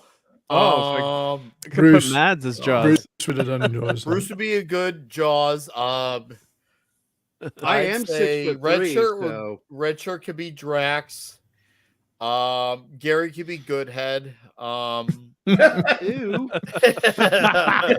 I'm feeling a Mark little- could be the girl to the far left. We're only Yeah, picking for yeah, one yeah, girl. in then. here. Right, and now we come to the most famous alternative universe in history. Yeah. Oh, the scene. I feel like Mhm. this is where it all changed here. She's done some nude the scenes too, as I was saying earlier. She did some nude scenes. too, Yes. and they're quite impressive. But here we have it.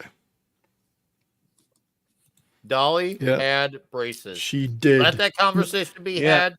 Talk Although it there was out. other, Should we there do was it other now? distractions too. But Let's talk about it now. Yeah. Yep. okay, Well, I checked in so all who my saw it in alternate. theaters? Yeah, I saw it in the theater, and she Talk had about braces, that, and all my friends were with me, and that's what we talked about afterwards. How Well, I think we- appropriate it was. There you go. Yeah. Well, that's And the, this is the from picture clip. Red Shirt. This is from Red Shirt. As you Yeah. said, Red Shirt. This is from Gilded. Yeah. Yep, So what would be the Bruce. point of them changing that? Though? The joke doesn't work unless she has braces. It's a joke. Yeah. Like, oh, that's Yeah, why the attraction, the metal in the mouth.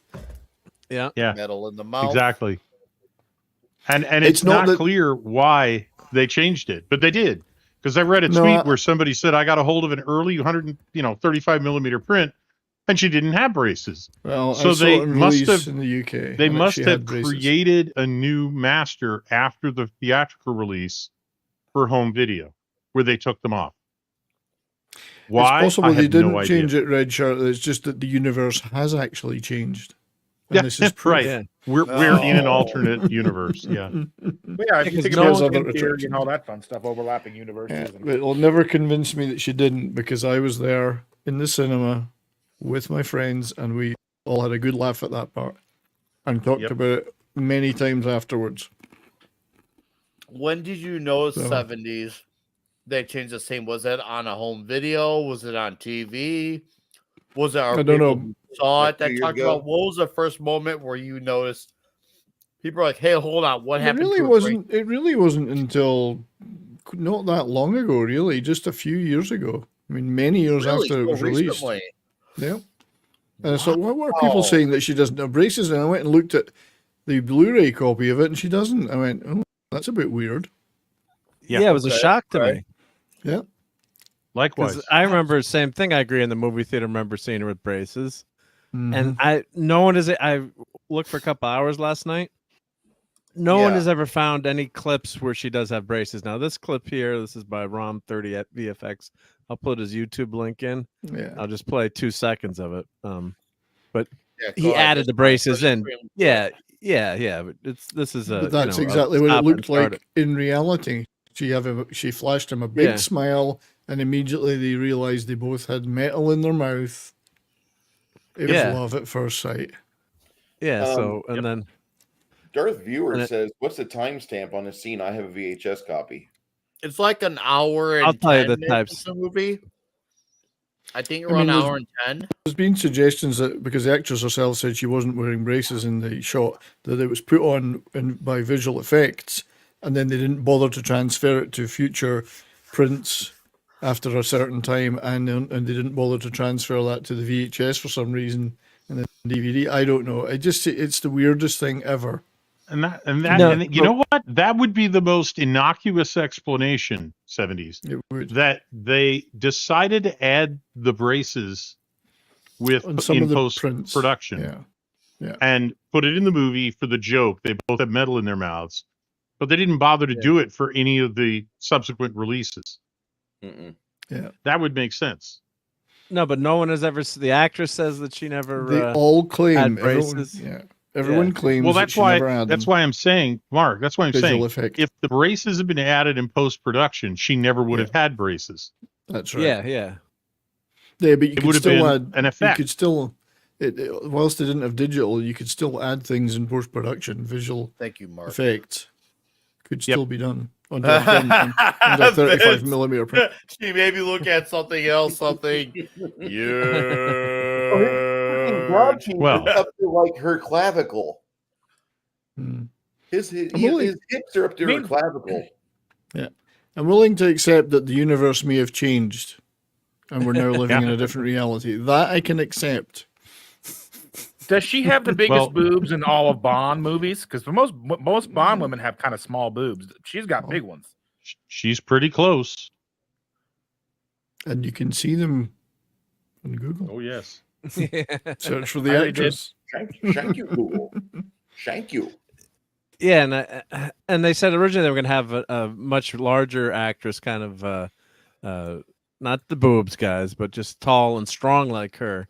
And I guess then they went this route, Also, kind of like the so opposite. basically, like a strong female character from today's world. Yeah, Probably. yeah, or If like I'd seen this movie on Stallone's sorry, Mark, wife. sorry. What's Sorry, no, go Mark. go. No, No, I'm sorry. Go ahead. Well, I was just gonna say I was trying to remember. I'm forgetting names, but who was Stallone's wife? Bridget Nielsen. Bridget Nielsen. Yeah, Oh, yeah, like Bridget that Nielsen, type of actress they said they were looking for, and then Yeah. they went with the opposite without braces. I'm like, but she had braces. Well, the thing is, if I'd seen this in the cinema back in the day on my own, I would have been willing to accept that I've got a terrible memory. It's a long time ago, and I was wrong. I was with 4 or 5 other guys, and we all saw the same thing, and we all talked about where's it. this going? Well, back to the bedroom Gary, afterwards. we can only do that on Rumble. Oh boy! Come January when we do Rumble, this is gonna be the craziest shit ever.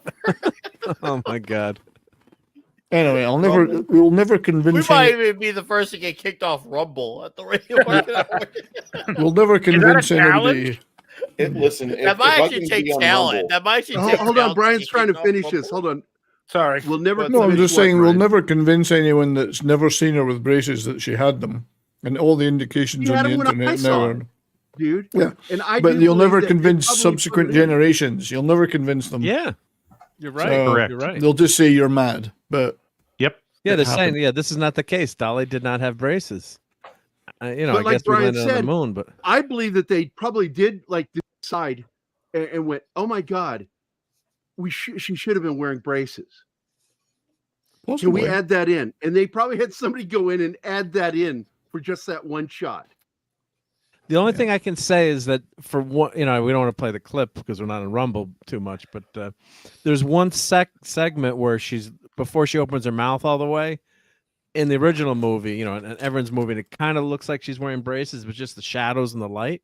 But then she opens up her mouth here and smiles like this, and I could swear to God on my dad's grave that she had braces back then, and we're all, and like Brian said, we were all in the movie theater. Like everyone I've asked has all said that Everyone she was had talking braces. about It's it. not, it's not like I mean, maybe we're distracted by the Hooters. No, we saw. I was not looking at the Hooters. I was looking at her braces. The fact is, without the braces, the gag doesn't work. Yeah, Right. Exactly. Exactly. So Which is why I believe somebody decided we need to have somebody add them. the I gag agree. doesn't work. I think it Clearly was she doesn't remember post-production. That's having why them. I think the actress is telling the truth. She never wore Yes, braces. she is. Yep. Yes, she is. But I don't think it's true that her character never had braces in the movie. Yeah, Saltzilla, 1984. The braces have been memory hold. Yes, I think they have. I think they've been eliminated for whatever reason, whether we couldn't be bothered to post-produce it for the VHS or the subsequent master Well, or whatever. Brian said it when they did the transfers. They probably didn't have the master of that. Yeah, it would. Yeah, they didn't transfer it from the master that had it put onto the film print or post production, well, from prints. So Yeah, they but- transferred from the master, which is for the post-production Before it was edition. added. yeah, Right. But I think it's a more convincing explanation that the universe has in fact changed and we have gone into an alternate reality. Why are you all in my alternate reality? Both are true. Both are true. We No. are in a 70s. simulation. Why are you in mine? No. This is my Whoa. simulation. What are you all doing in it? why am I not Okay. skinny in my simulation? Solipsists are nuts. Anyway, the thing is, if I was watching the film new now, I wouldn't even notice her mouth. I'd be looking at her boobs. You so watch who the cares? movie nude I now? agree. You're a good man. Yeah, 70s. we were wee lads back when that came out. Well, I am embarrassed to admit that I didn't notice she had such big tits until we were looking at the braces, and I'm like, oh wait. Hmm. So there's that. I know I'm not Yep. perfect. I'm a Get your flawed man. priorities straight. I am a flawed man. I've made my decision. And they couldn't have done it in, Putin's and cat. they couldn't have done it in camera because most visual effects were done in camera then. But they Like couldn't how have done they, that they for it. led with Dolly Brian, never wore you braces. respond to this question in the chat. Putin's cat asks, how did they use effects for braces? Well, I know. You'll know. Personally, as I well as believe do. that what they would do in those is they'd manually put that on the film Hand negative. paint them in. Yes. They would hand paint them in and probably either reshoot or frame by frame in that Yeah. master. However, that's a lot of effort. So maybe they only did it for the UK release ones. I don't know. Maybe they didn't bother after that. No, they did here in the US too, because I remember the braces. Because it wasn't done in camera. Otherwise, if it was done in camera, it would be on the print itself. You wouldn't have to add it. So, All right, let's see. but yeah, I'm here. not a VS. I'm not. I'm How about never a claim- poll? I'm not claiming to be a VFX effort. We got 47 votes right now. We got 3 more votes to 50. And we're at 55% good head, 45% pussy galore. I mean, if 3 more votes probably came in for galore, it might tie it up. If not, maybe even slightly exceed it. If you're voting honestly, of course.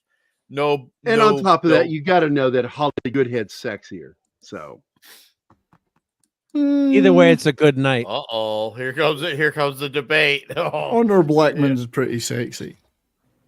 I her feminism turns me off. Feminism is a big That's turnoff. just what a gay man would say. Goddamn right. All right, 50 votes, and our winner is Pussy. Goodhead at 54%. Holly Goodhead. Thank you for voting, guys. No ballot dumps were played off in this one, so thank you. And Pinochet's helicopter for $2 says, "Double O Dolly's braces are what happens after CERN." Could be. Oh, yeah, because that's when supposedly we split from the timeline. Yeah. Yep. Thank you, Pinochet. Appreciate it. And thank you, all 70 of you, for being here in the chat. And yes, culture's still the gayest of all. That's not even up for dispute. All right. We can go on with off flick now. Yeah, well, Thank you. we're If done culture now. makes That 50 we went on a tangent about the braces. well, that's if important. culture because I think makes- we should do a Oh, it poll is about very the braces. Yeah. Actually, if culture it's, makes it to 15,000 subscribers and wears pigtails, we should should give him we put braces too. on him in post production? Yeah, We should.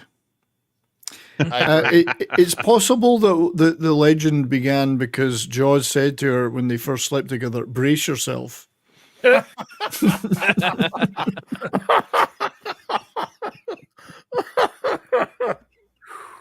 See, there's this That's one. not what I scene, need to like hear there, she while looks like eating. braces. He couldn't even like nibble. She'd be screwed. Think of the static electricity problems if she had braces, though. I mean, the shock going back and forward. They be that Anvil song, metal on metal with each Metal other. on metal, yeah. Yeah. That time, I heard you coming. That is so gross. What did it sound like? Like Turn over a ketchup bottle.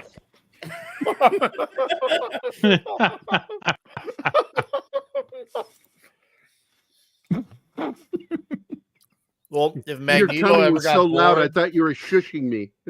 if Magneto ever got bored and needed dolls to play with, he is the master of magnetism. He has Dolly and Jaws. He can use them as his dolls. That's perfect for him. Right up his Mr. Xenon's metallic like, alley. and we're off the air in Korea. Remind me to do it more often. When he speaks of her being saved, because she's like, "You saved my life. I'll do it more often."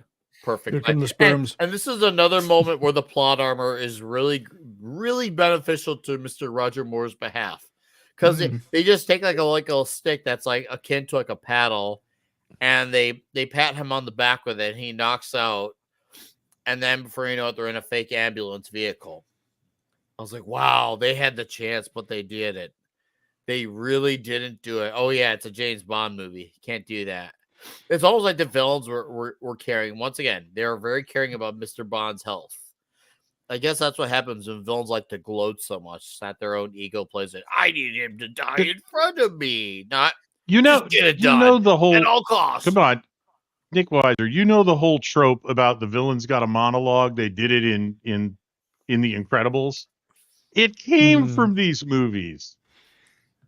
The villain has to explain his whole evil plan to give James Bond time to figure out a way to counter it. This is where it came from. Show me an earlier movie where the villains were that stupid. So I called it fake ambulance much earlier, but yes, you're right. It's a truck. But it just has that. That's the world's biggest to it. ambulance. It's very roomy. Yeah. How homey. How very home. Oh, this is the part where he puts his head on her bush.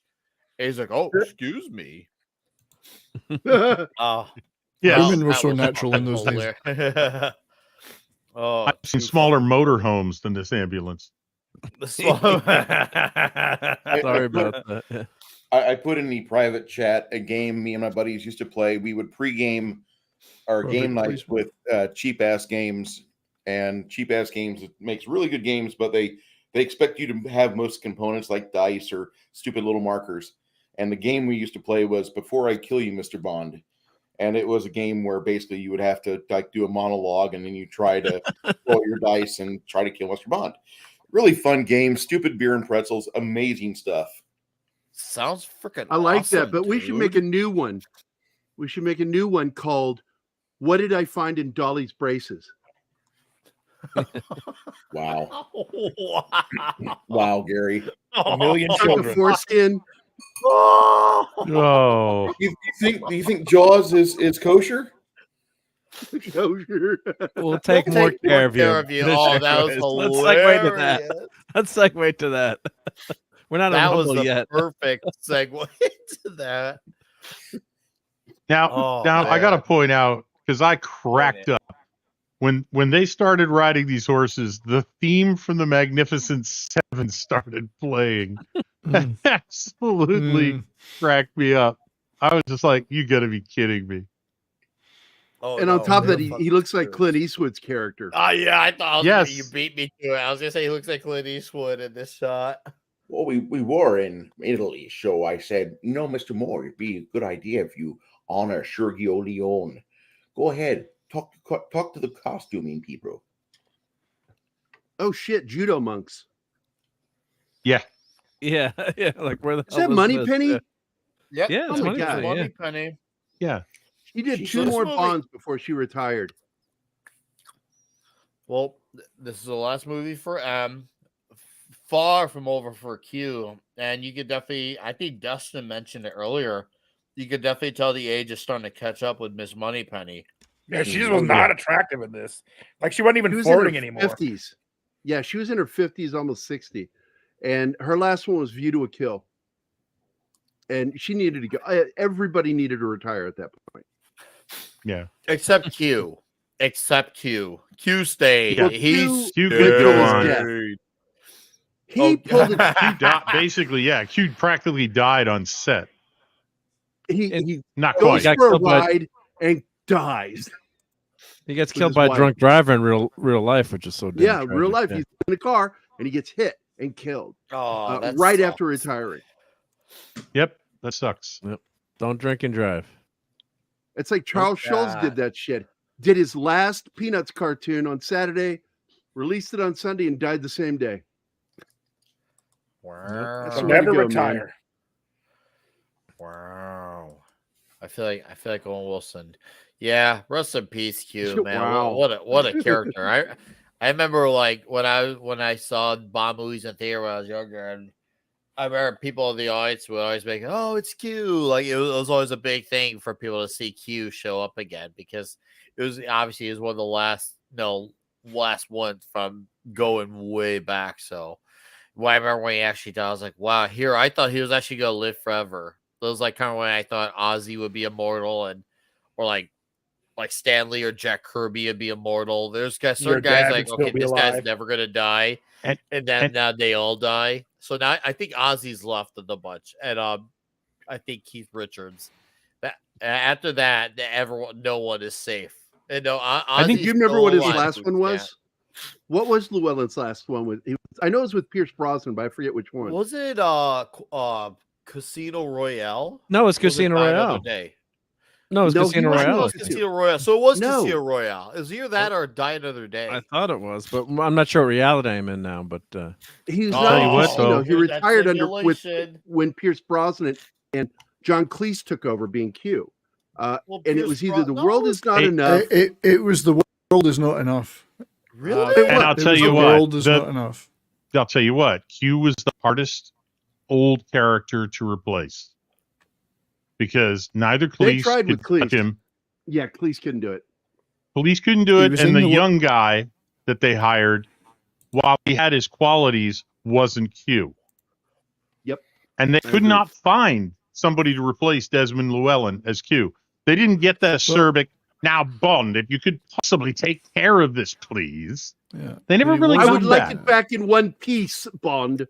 Yeah, He yes. was in The They World never Is got- Not Enough. He was Yeah, in they never got a guy who could intimidate Bond, even though Bond would then blow it up, drive it into off a waterfall Anyway. or whatever the hell. But he was always contrite with Q. Like, I'll do my best. And then he wouldn't. But nobody Right. else after that could even get Bond to react. And that's the one I missed the most is Q. Desmond And Llewellyn's Q. there was a lot of love from Bond to Q. Not the other way, I don't think. But I No. think that Bond really loved the character of Q. But Well, one no, I guy agree. was the guy who got to play with the toys. The other guy had to be the maker of them, watch them blow to bits. Right. Exactly. Well, By the way, that's did what anybody happened else there. think there's a visual connection between this movie and the Disney film Black Hole What? with Drax and the way the uniforms looked in the Yeah, spaceship? there's some definite. It looks parallel because Drax looks like Maximilian Schell, Exactly. and you have the space scene where you have The all the ones bots that look they wore. alike. Yeah, the third act has a heavy black hole sort of look to it. Good catch, Gary. It was just one of those Gary things that with popped the- in my head years ago. Whoop! Product Gary placement. with- That's another thing. I've been mean. Thank you, Gary. Thank you. That's another thing I've been wanting to make. This is one of the ones that really doubled down on the product placement. You had that. You had Marlboro cigarettes. the 7-Up that Jaws crashed into earlier in the movie. This movie definitely really product placement. This is like the Wayne's World of James Bond movies, where it was like, it really was like, oh hey look, 7-Up. I was like, oh, and I'm wow. glad you said Wayne's World because they did that on purpose, and I thought it was hilarious. Oh yeah, one of the best bits in that movie. Yep. And it made me feel like that was how that was. I'm like, oh, they did this shit on purpose on all this, because you don't really talk about product placement with Bond movies. This one, I feel that is definitely not paid attention to, is how much, because there's a lot of it in this one. And you even see a nice good list of it in the closing credits too. There's a good chunk of it listed off. And once again, another fall that Jaws survives. Well, Bond's just like, oh, it's a jolly day. It's a jolly Wednesday afternoon here. And it's, I'd say, probably the second or third to last moment before Jaws' we'll just say his character arc change, his major character arc change happens, because Jaws' backseat driver. Well, he was the giver, and there's no way he could be from behind. He is definitely a giver, because actually no, I don't know if he could get even one. He probably breaks them all. I don't think that would work even if he wanted it to. I mean, I know it's gotten really, really, really intensely gay, but think about it. Like that's like a violation for him to be the giver, unless another girl's like 7 foot tall or something like that, or even a dude. Yeah, that's gonna be a bad time for guys of that height. When That's did gonna be this a come out? Say that again. When did this movie come out in '79? Was it spring or summer? Summer. Okay. It was 78. 78? I thought it was 79. I'll look it up on IMDb. No, it was shot in Let me look 78 here. and released in 79. 79. You're right. You're right. Came out in 79, Okay. just before The So- Empire Strikes Back. Yeah. This year is also before. before Star Trek: Yeah. The Motion Picture. Yeah. Oh. Okay. And you're No, going I- before he's about to get killed off by, or sorry, not killed off, but he has to fight off a trouser snake. Yeah, this movie came out June 29th, 1979. I was 4 days old. Yeah, I remember. Look, oh my God, look at that Ginger. Oh, she was gorgeous. The one that was Ginger. just on screen. Yep. See, I have a great affinity for Ginger. Oh, look at that. Oh my God. Imagine like like the the Look how sound of their apprehensive outfits. he looks, though. You must have had a huge chubby when they casted an actual redhead to play Jimmy Olsen in the upcoming Superman movie. Yeah, but for different reasons. Bottoms up. But just like when you see Bond walk into this scene, you look how apprehensive he is. He's like they're gonna try to kill me. With kind, They've been kill him with lost kindness. from They're gonna Austin try to kill Powers. me, and he was kind of okay with it because it was I would all be women okay around with him. it too. I just don't want to get killed by that big old snake. Are you But at talking least about it was a real Richard snake and not Keelaghan, someone's Jaws? snake. Yeah, who's Snake? Are you talking about Jaws? That was actually Oh, Jaws. It's penis. That's what it was. Solid Snake. Solid Snake. Was it a white snake? White Snake. I get it. I get it.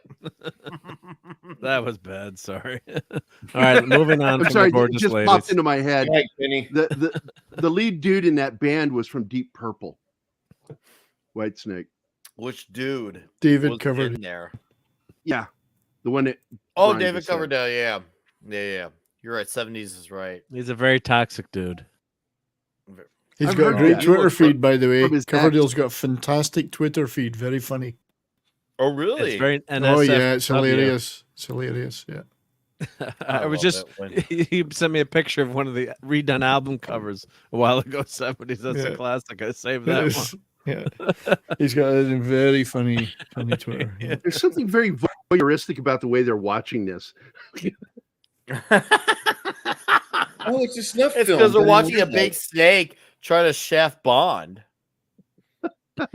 And that snake is even touched by Bond too. The snake wants to shaft him. But Well, even look, even alligators Bond can't get Alligators can't Technically, get right James now Bond, we're right? watching two snakes play out. There's one snake up on the slideshow, and there's one snake below. And you can see where the snake below is pointing. Once again, highlighting the snake point from earlier. I was like, hey, look at that. That's where Goodhead's left hand is going for. It's So we the had new two Bambi and snakes on Thumper. screen. Huh? It's a new Bambi and Thumper. It is. You're right. Yeah. You're right. So we had we got a lot of snakes to manage on this panel. We just got handfuls here. I'm like, oh man. But she looks mad. She's like, I wanted that snake to beat him off really good. She's mad about that. She was a bitter bitch, dude. What the shit, man? He even bought a snake of the snakes.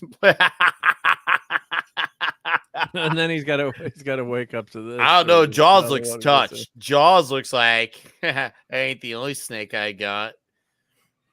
Jaws looks, yeah. Jaws is definitely.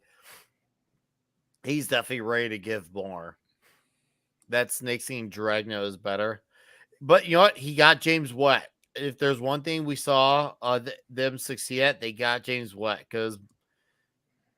It seems like not even these girls were able to do that. It took for him to be actually pushed in the water. I discovered he had a crush rate. This is another thing. Earlier I saw on a subtitle. I think they actually listed on another subtitle. They listed as she had a crush on me. I'm like, Jaws is definitely a man. Jaws is most definitely, yeah. Another subtitle screw up, by the way. And there you get right dude, there. That set. It dude, was a looks wet fight. Bond and the Shaft got into a wet fight, and it was amazing. It was See the set here? Can you pause this? it? Oh, go ahead. Sure. Yep. Hold on. Yep. Yeah. I don't know if it's gay unless you like make eye contact while there's the blowjob. Blowjob's not that gay. But this set reminds me again, right here, of the black hole. Yep. Okay. Yeah, this definitely looks like the bridge of the Cygnus. Yes. It really does. Oh, Action Com here filling a sense. This movie came out before the space shuttles in use at NASA, so the filmmakers have anything to go on. Space shuttles were. See, I had no idea about any of that, or that was being like a thing that was considered for me. I just thought, okay, they're trying to really double down on the Star Wars with the big ship and with the Empire. So because when you look at it, I'm like, if I didn't know it was a Bond movie, I could have thought there's just some big tall guy and guys who work for the Empire. Well, if you watch the movie, you can play again, Mark. I'm sorry. Oh, well, yep. I forgot. Yep. Well, here, actually, let's play this. If you've watched the movie Humanoid, you would have seen Richard Kiel and Corrine in it. They were in that movie like 6 months after this movie came out. Really bad sci-fi, but if you want to watch some sci-fi, there's some sci-fi for you. Is 007 back from that African job? He's on his last leg, sir.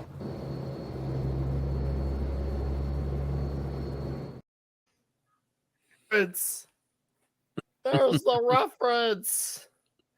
Oh, James. oh, Dinklage. I like you when you were bigger.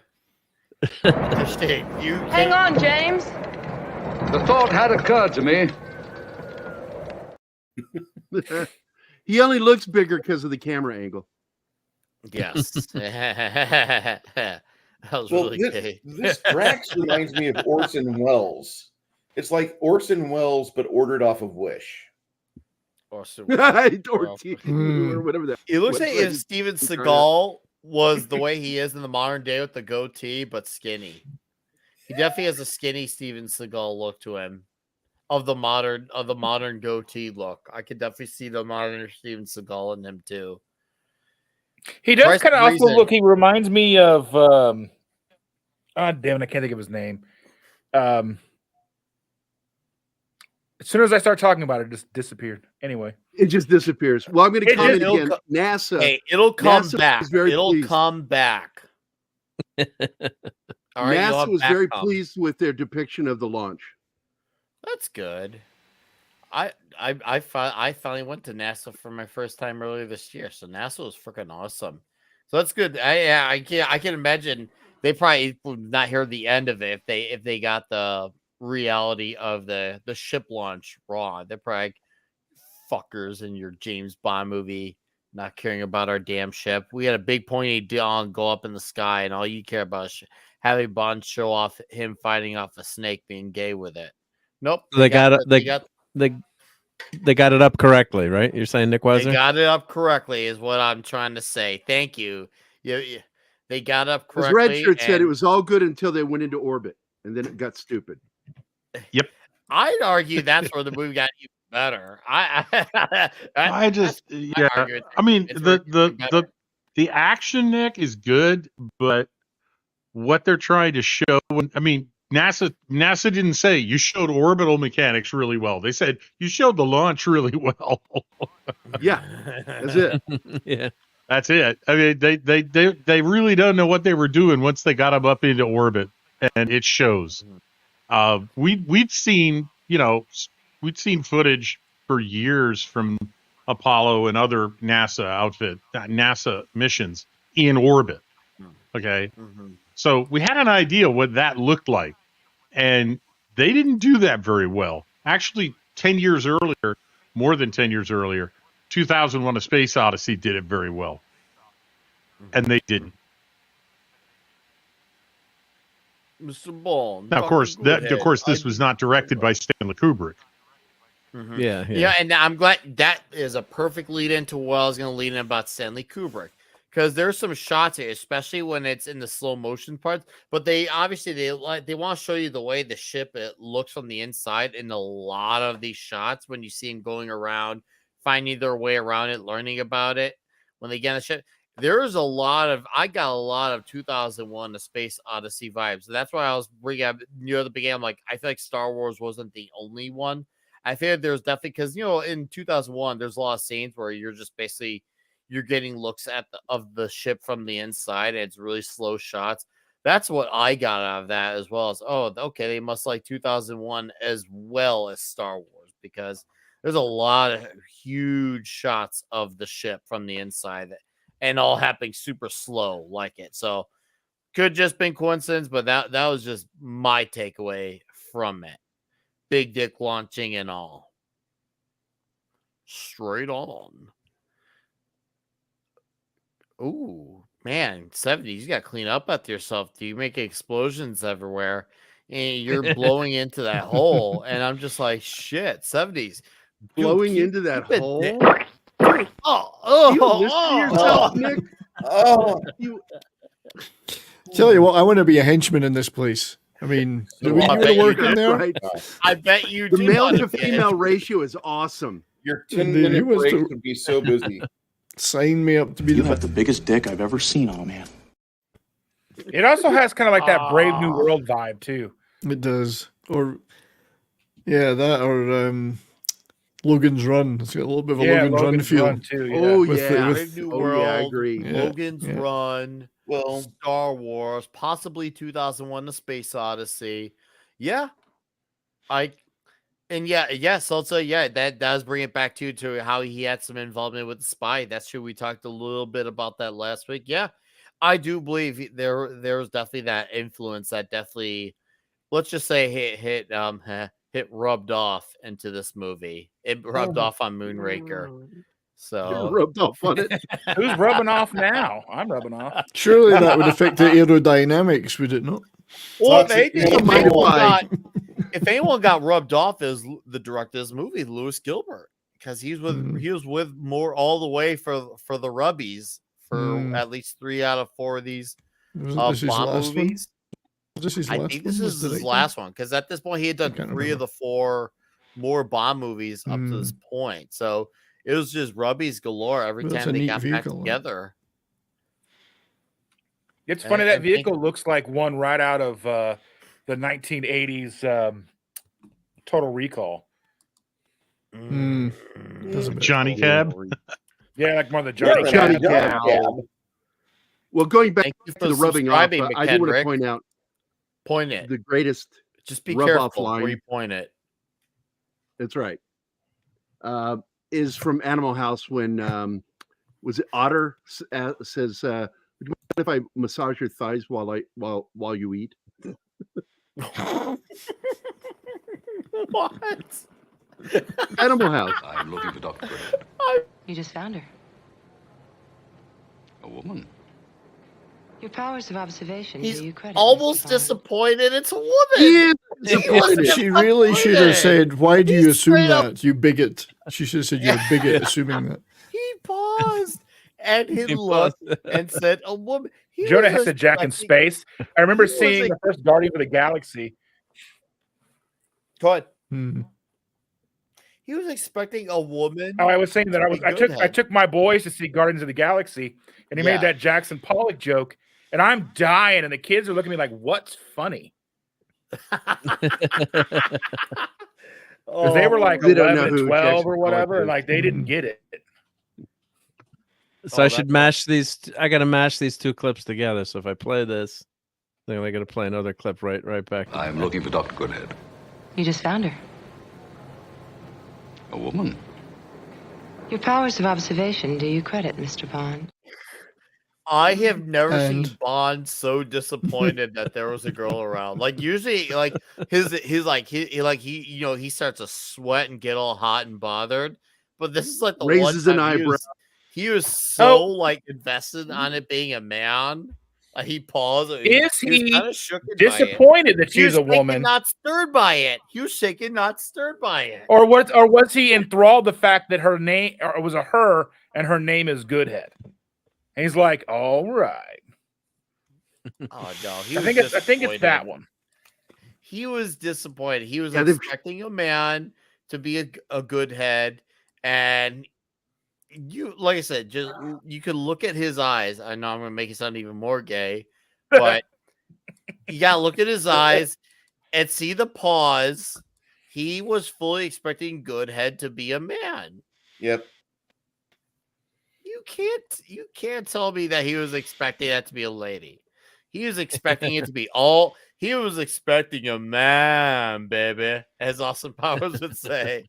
And by the time Denise Richards appeared in a few films later, he didn't blink an eye. Of course, she's a female physicist. Oh, she was a physicist. Yep. She was a physicist. Dr. Christmas. Yeah, she was the Dr. most. Christmas. Oh, She was the most. yeah, Dr. 70s. I would say she's probably the most realistic scientist in all the Bond I films. think in any movie ever, she is the most realistic scientist. Yeah. The tightest white T-shirt. Except for that What was- plumber in that one movie. The girl Yeah. called the plumber over. And she didn't have any Except for money. the Oh, that's right. for the yeah. really bad joke in that movie, right? Christmas comes once a year. My name's Christmas Chris. Twice a comes year. once a year. I do have to say that if you say physicist, you should always say it like you're drunk. Physicist. Physicist. Physicist. A Physicist. Physicist. A physicist. A physicist. Maybe should we do another vote, and do we decide, was Bond expecting Dr. Goodhead to be a man, or should we do another vote? Let me know, chat. If we Was should he do happy another about it vote. or was he unhappy? I think I think he was like, happy "All about right, it." Let's get some Goodhead.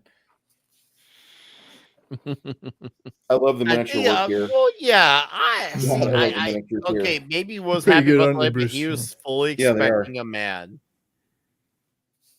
He was There's a expecting. lot of docking being initiated right now. There's a lot of docking going This on. is the Lots of shots talk. here that I was talking about. Like, there's a lot of those slower moments where they show off, the space, the ship around them, the inside, the outs, and it moves kind of like 2001. And start seeing all these shots as they go around. These are the shots I'm specifying about, where I'm like, okay, Yeah. I can see what they do. And even a lot of those scenes too in 2001, they're a lot quieter at times. And a lot of these shots when they would show the movement were quieter at a lot of these parts. So What's Bond doing? I think he's attempting re-entry, sir. The best ever in the ending. oh, Q's best line ever. all right, here we go. And this I held movie off was on this rated one. PG. I love PG movies. They from way managed back. to do a lot with that PG rating. It Mm. did. God bless them. Action Com, I held off on this for a long time, but we'll finally highlight since we're now at the thick of it. Drax is a much better villain, much better than Stromberg. He lives in fancy houses, plays musical instruments, cracks jokes, and has lots of girlfriends. Well, one of his Good girlfriends point. did say he gets what he wants, and if there's something he doesn't want, he doesn't go for it. So I'm paraphrasing, but she did say something along those lines to Bond when Bond went to his house the first time. If he wants it, he gets it, type of thing. So yeah, he's more ambitious. And he does have. I want to say it's a solution, but he has a plan to back up his plan. It's not just I want to end the world. He's like, okay, I want to end the world, but here's how I want to compensate for it. Granted, it's not a good compensation at all. It's not good, but to him, it's compensation because, well, that's how villains think. Sorry, Richard. I know I didn't mute. I couldn't help myself. No. always I was play referring to together. Dustin. Oh, to Dustin. Why? Did you hear him like? No, in the recently? private chat. Don't say it. Just read it. Oh, and we got TZ Burton. What's up, dude? For $5, thank you. Says the first software engineer and the person who came up with the title was Margaret Hamilton. She worked on the Apollo guidance system. Ooh, we're getting history knowledge here. Thank you, TZ. And TZ, much like you, I got my comics division plushie. Do you? That's awesome. It's pretty. Hey, I got a awesome. question for you guys. Topps put out a collector's card and sticker series for this film. Okay. Did anybody else collect them? Because I had the entire collection. If anyone did, it was Mark. You're too nerdy even for me. But can I show everyone my ship? Your shaft? Your shit? My ship. Oh, shaft. Never mind. I don't want to see your so shit. big. I want to show. Oh I man. thought you were going to show us All right. Big D. Show us it. Just make sure you get us on big screen when we see it. Yeah, let me. Action Yeah, Tom, make I'm it with make it you. really big. Whoa. Like your Big D. All right, we're making it big. I agree. Yeah. Drax is a great It's villain. huge. Ooh, Huge. dude. You look, it's so big you had to put on that giant platter. Look, you can barely wrap your hand around it. So it comes with. So this is the corgi from when I was a kid. Hey, can I So, see the underside of the shaft? Here you go. So it says Oh, it's corgi not very space veiny shuttle. at all. Oh, it's black and What- smooth. What year does it It's say? got some bumps on it. Some lumps. Made in Great Veiny, Britain. Made in some- Great Britain. Made for Some her veiny pleasure. protrusions. Look, it retracts. See, it retracts and it Not expands. at all like a Snickers bar. And it Just goes- like and me you on a can- cold and it morning. And it closes up. See, opens, closes. Yep. Very nice. Yep. And then you can put you got your big satellite here. And that even oh no, it just crashed to the earth. Oh, you let the woman drive, didn't you? You just let the woman drive there. See, and it fits right back in here. Yep, there you go. Oh, Very cool. That is wow. That's great. It's a dick within a dick. Hey, look. Like how cool is that? Is that docking? Hours Docking, right? A dick inside They a dock dick? together. It's docking. Hours of play. This provided hours of play for a kid in the 80s, right? I mean, And hours of frustration. Yeah. And you've just killed Bond. I just killed Bond. The snake shaft couldn't kill Bond, but Mark D's hand with a plane shaft in his hand killed Bond. Ooh, nice explosion. My name in is your Bond. hands. James Bond. Yeah. Can you so make this that was the- explode in your hands again? Yeah, here we go. You ready? Blew the top off. Oh, Oh, that was a bit premature. That was premature. Yeah, that was the Ejectus pre-cum. interruptus. Oh no. You straight up pre-cum that. Wow. There you go. There you go. Oh, Like a dude, There it 19-year-old. is. wow. So yeah, fun. You gotta love the Bond. I gotta find Lotus, but yeah, this is a fun vehicle, the Moonraker shuttle. Yep. Putin's cat Very wants cool, a very side cool. shot of your shaft. Can you give him a side shot? Let's see. Here's the side right there. Right there we go. What's the rear end look like? Ooh, we got 3 Pitted. holes. very pitted and 5 5. Oh shit, you're right. You do got 5 directional holes. thrusters. Yeah, these are the directional thrusters. Yeah. And you get to wiggle it in your hands too. Wow. It has Dude. trouble staying up though. It doesn't want to stay up. There we go. Vulcan, dude, you couldn't miss that shot from a mile away. Like seriously, like he was an ejection seat of a facial with that shot. That was righteous. And here's the set that I keep talking about. So here's the DVD Ultimate set, and it's got every movie in it that counts. So we've got all stacked up here, which is nice. Oh yeah, ooh. So I like all how the you stopped movies. the Casino Royale too. That's perfect. Well, this is the set, and look, Casino Royale has never been opened. Oh, Never opened. Saving that for in the resale. shrink wrap. Wow. Oh no, it's on the shrink wrap. You just you just had the top DVD sticker on it. Yeah, and then it comes with all the special features, or it comes with a little booklet for each movie. If it stays up for more than 3 hours, call a mechanic.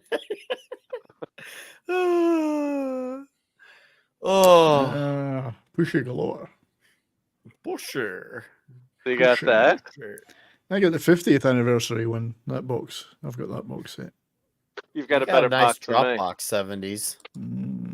And I never opened these up, but it comes with the secret world of It'll remain a secret forever. You've never opened them. Yeah, I've never opened it. Yeah, it's more valuable that way.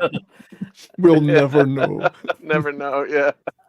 So it comes with 2 little mini books, and a nice, very nice box too. So you got the, You do have a nice box. Yeah, here's a nice box cover here. Yeah. Ultimate Collector's set. There we go. You can fit a lot of dong in those boxes. Lots of dong. Yeah, it's a little. The box is a little dinged up, but what you gonna do? Oh man, you're aggressive with those box. Yeah, And we wonder why you do by its neck.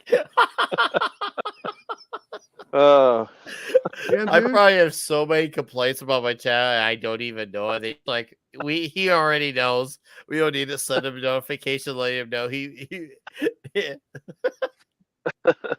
Yep, that's probably actually true too. That's probably actually true. All right, we'll get back on the screen. Thank you for showing us your shaft. That was a very nice I shaft. hope you're all pleasured and all enjoyed that. I think they're Hey, Mark. all shaken. Mark, Go ahead. I'm Yep, sending right you now a it's a super couple of chat. snapshots of the collector cards if you want to share them. Ooh. Well, you're getting that. Eclay Tomasin for $2. Thank you, sir. I sent it to you on Twitter. No one can hear you, cream, ... your pants. Oh, yeah, I That's saw true, that. actually. Yeah, Gary. I mean, I can't imagine. That's got to disappoint Mad and Gary because they want to hear that cream filling. I want to hear it. Now, where's the wanna hear cream that shit. filling? No, that's the stuff. Hostess. Highlight of the evening was Mark's shaft cam.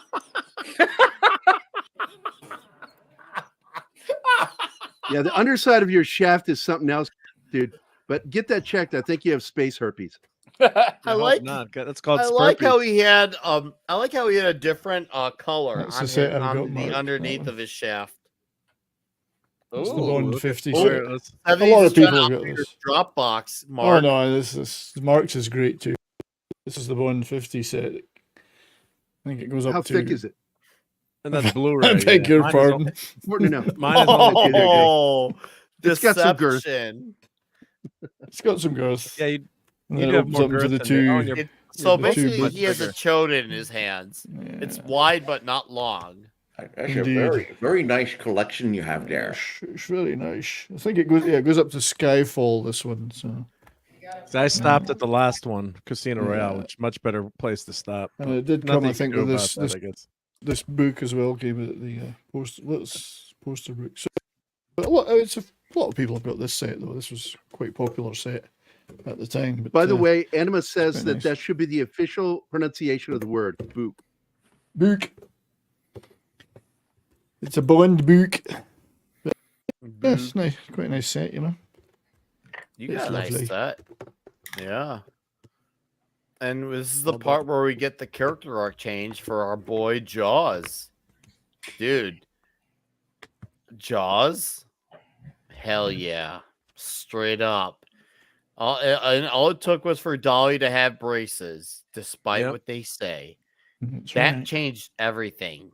As soon as he met someone he could be metal on metal with, it was the think beginning the- of his character change. No, I think the real problem, Nick, was Drax was starting to get a bit upset because Dolly's breasts were throwing the space station out of orbit. They had their own gravitational field, so there was, you know. Yep. Oh, you're saying they had to weigh down their options, is what you're saying. Yeah. Yeah, he didn't have the ballast to compensate. That's right.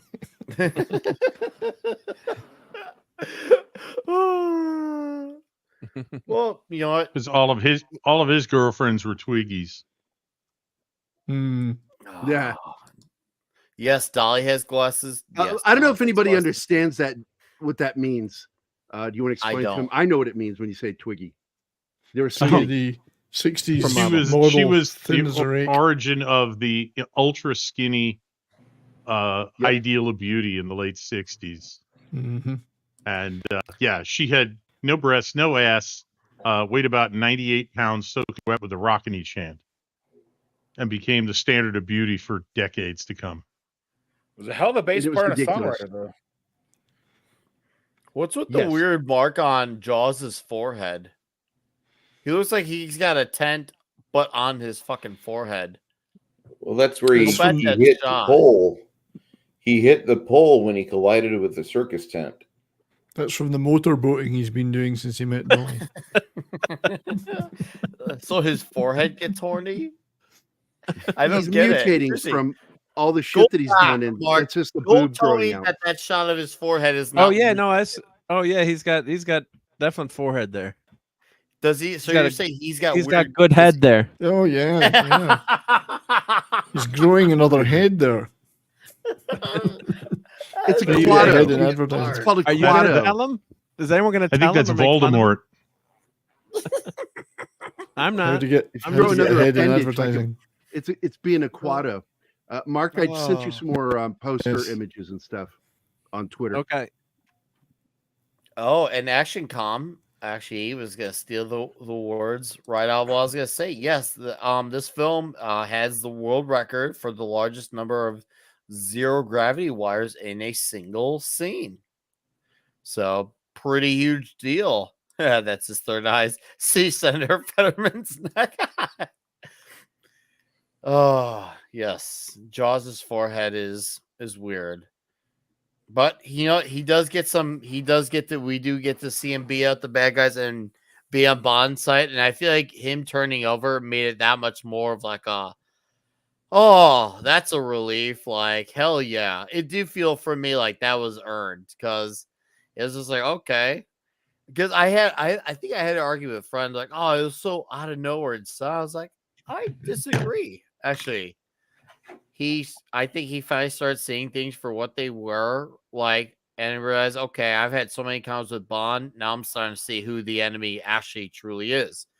And well, obviously he had to grow his interest in, and Drax had a Klaus Schwab like plan, and his Klaus Schwab like plan now affected him, but have also affected her. So I actually thought the turn was, to me, I thought it was organic. What? And do we got any opposition about the turn for Jaws in the panel? Favorable You're stance. on the target. You're on The target. target because that's where I was at.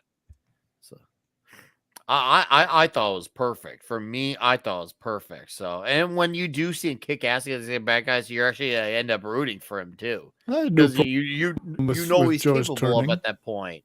You know, hold on, what you see got turned on by Jaws? Yes, I did. No, I didn't see that.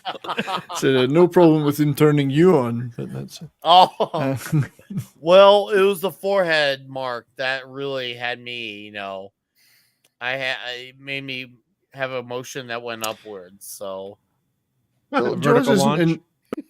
Jaws isn't inherently a bad guy. He just happens to work as a killer for hire, and then he doesn't owe loyalty to Drax any other way than that. Wasn't Jaws out there whenever Corrine got killed by the dogs? I mean, he knows that his time's limited. Everybody that's around Drax has got limited time. I think it was very organic. He doesn't owe anything other than the fact he worked for him in terms of money. He doesn't owe him loyalty in any other way. Oh, really? So Putin's cat said that way. I guess when he saw. Yeah, he's right. I knew he was a big deal character, but I didn't know he was like I guess you could say beloved like that. I mean, that's cool because I thought he's a better villain, despite The Spy Who Loved Me being one of my absolutely favorite Roger Moore Bond films. I always thought the character was a great villain, but I didn't know he was like that beloved. But that's cool to know. And here's our lasers, guys. Here's our Star Wars fight. Lasers. Right, this reminds me so much of the fights. This is the Star Wars fight. And a bunch of fancy Space Odyssey shots as well, because gotta pay that tribute. And they're more or less the same. There's variations, but I guess if in simpler terms, they're the same in simpler terms. But if you want to dig deeper and look at them individually, there are some not so ideal nuances to them. We'll say that not so ideal, because there's nothing great about wanting to replace a whole other race. It's not cool, bro. And yes, Jaws was fucking cool. Well, he wanted to get everyone that was perfect too, so there were different races in his in the people that he had selected. So if you look around, but he has that line like, we don't want anyone imperfect there, and then that's when Jaws goes nuts, because he's looking at Dolly's braces. See, it makes sense if Dolly has braces, so she can't be part of the people that survive. Yeah, you notice that too throughout the movie. You saw the Earth shots with the braces. You notice that too. Yeah. When she's smiling, because otherwise she pretty much fits the ideal. She's not far from Drax's ideal otherwise. I mean, she's blonde haired. Anyway, we don't want to get into all that. But, don't get breastfeed a small country. Exactly. If they ever run out of food. Anyway. Wow. Again. You defy all my attempts to plan an amusing death for you. You're not a sportsman, Mr. Bond. Why did you break off the encounter with my pet python? I discovered he had a crush on me. That's more Bond. Okay, guys, I gotta highlight this comment from Mr. Zen in 1993. It's funny. Tonight is my birthday. My last birthday, we did Thunderball. And 70 said, I can't hear the dialogue during the underwater fight. Now we're in outer space. Dude, that is wild. That is crazy. You remember that. I distinctly remember that. Way above. Yeah. But Mr. Zenon, 1993, besides thank you for supporting Toxic Tuesday and being a sub to channel, happy birthday, dude. You could have done, many other things. Yeah, and I hope that you do other things, but thank you for taking the time to hang out with us toxic dudes on the panel.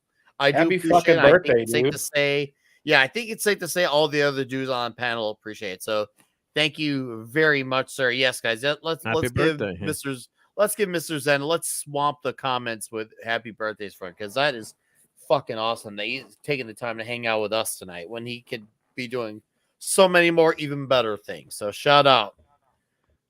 And dude, I love when he puts them in the pod. Yeah, how appropriate. Kind of like what Klaus Schwab wants to do.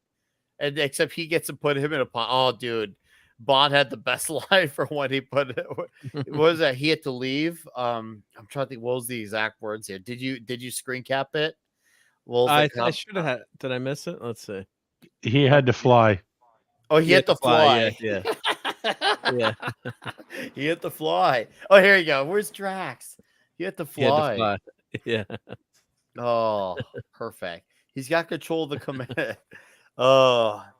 And not only do we get a great character turn, But I remember thinking I was shocked when Jaws spoke because I was expecting for him to kind of like not sound normal. I was expecting when Jaws would speak, it would sound kind of like for anyone who was a WWF Attitude Era fan in the chat. If you can remember the first time when Kane ever spoke, it was kind of like off. You could tell it was a human, but the voice was off before they kind of did away with that. I thought it was gonna be like a Kane like thing, where it was gonna be something up, but instead they just gave him a very normal line, and it's the only line he uses between both movies, and because he thought that was gonna be the end for him and Dolly, he just says, "Here's to us," and that's it. Yep. It's almost like a Silent Bob type of thing. Where he has just that one line that's effective, and then boom, and then it's just the rest of it's all communicating with your head nods for the rest of the movie.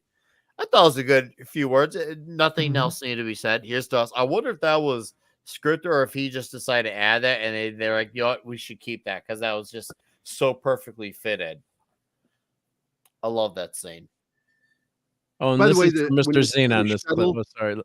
Oh, Except, of course, Mark? happy birthday. Surely the best of times. The scene Go where the ahead, shuttle Mark, and then goes up Gerry. underneath there and you get the shadow over top of the shuttle. That is Yeah. a great Space 1999 moment because he shot that the exact same way they did Space 1999. Mark, you were saying? well, I just want to play that clip for Mr. Xenon. So this is Oh, okay. you know, Yeah, geeky no, nerd Except, here. of course, happy birthday. Surely the best of times. Oh, that's Hello, the best Dolly. time. Hello, Let's go back. Dolly. This is Hello, for Dolly. you. Happy birthday. Good God. Oh, now my computer is stuck. back where you It's so great to see those two together again. Oh, and Jaws too. Jaws as well. Shiny. Someone please Shiny. clip that. I'm ready Yeah. for our Great feature presentation.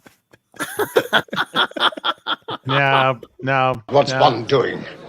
I think he's attempting re-entry, sir.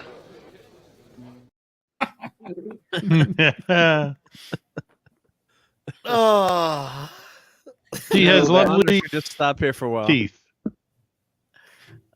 Yep.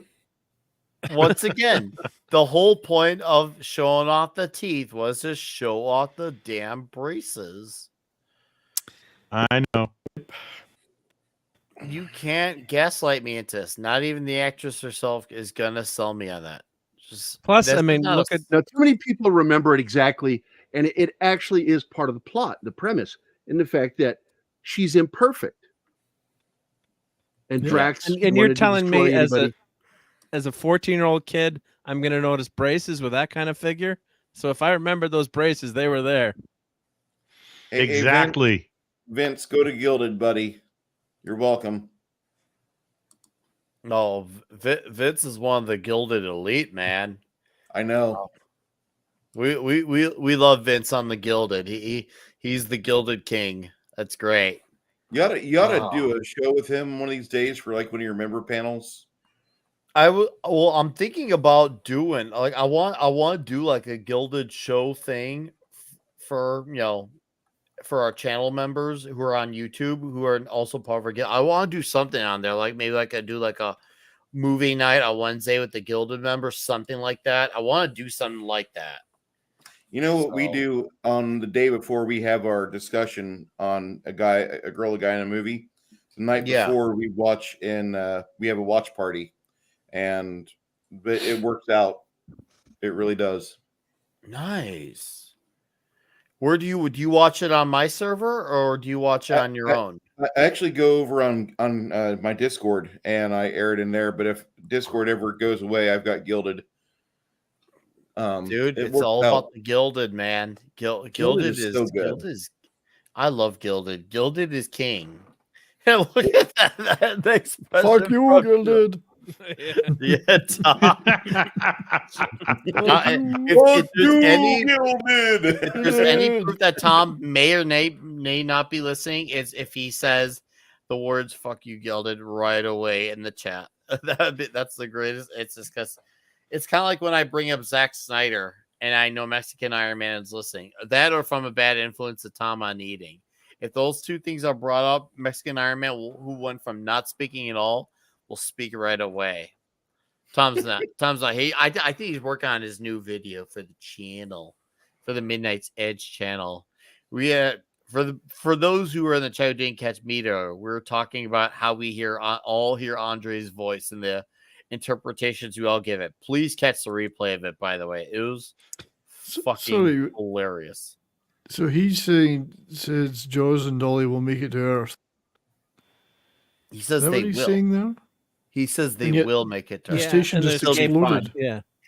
In the escape pod, I think. Yeah. Oh, they're in the escape pod. Sorry, I forgot. Yeah. Yeah.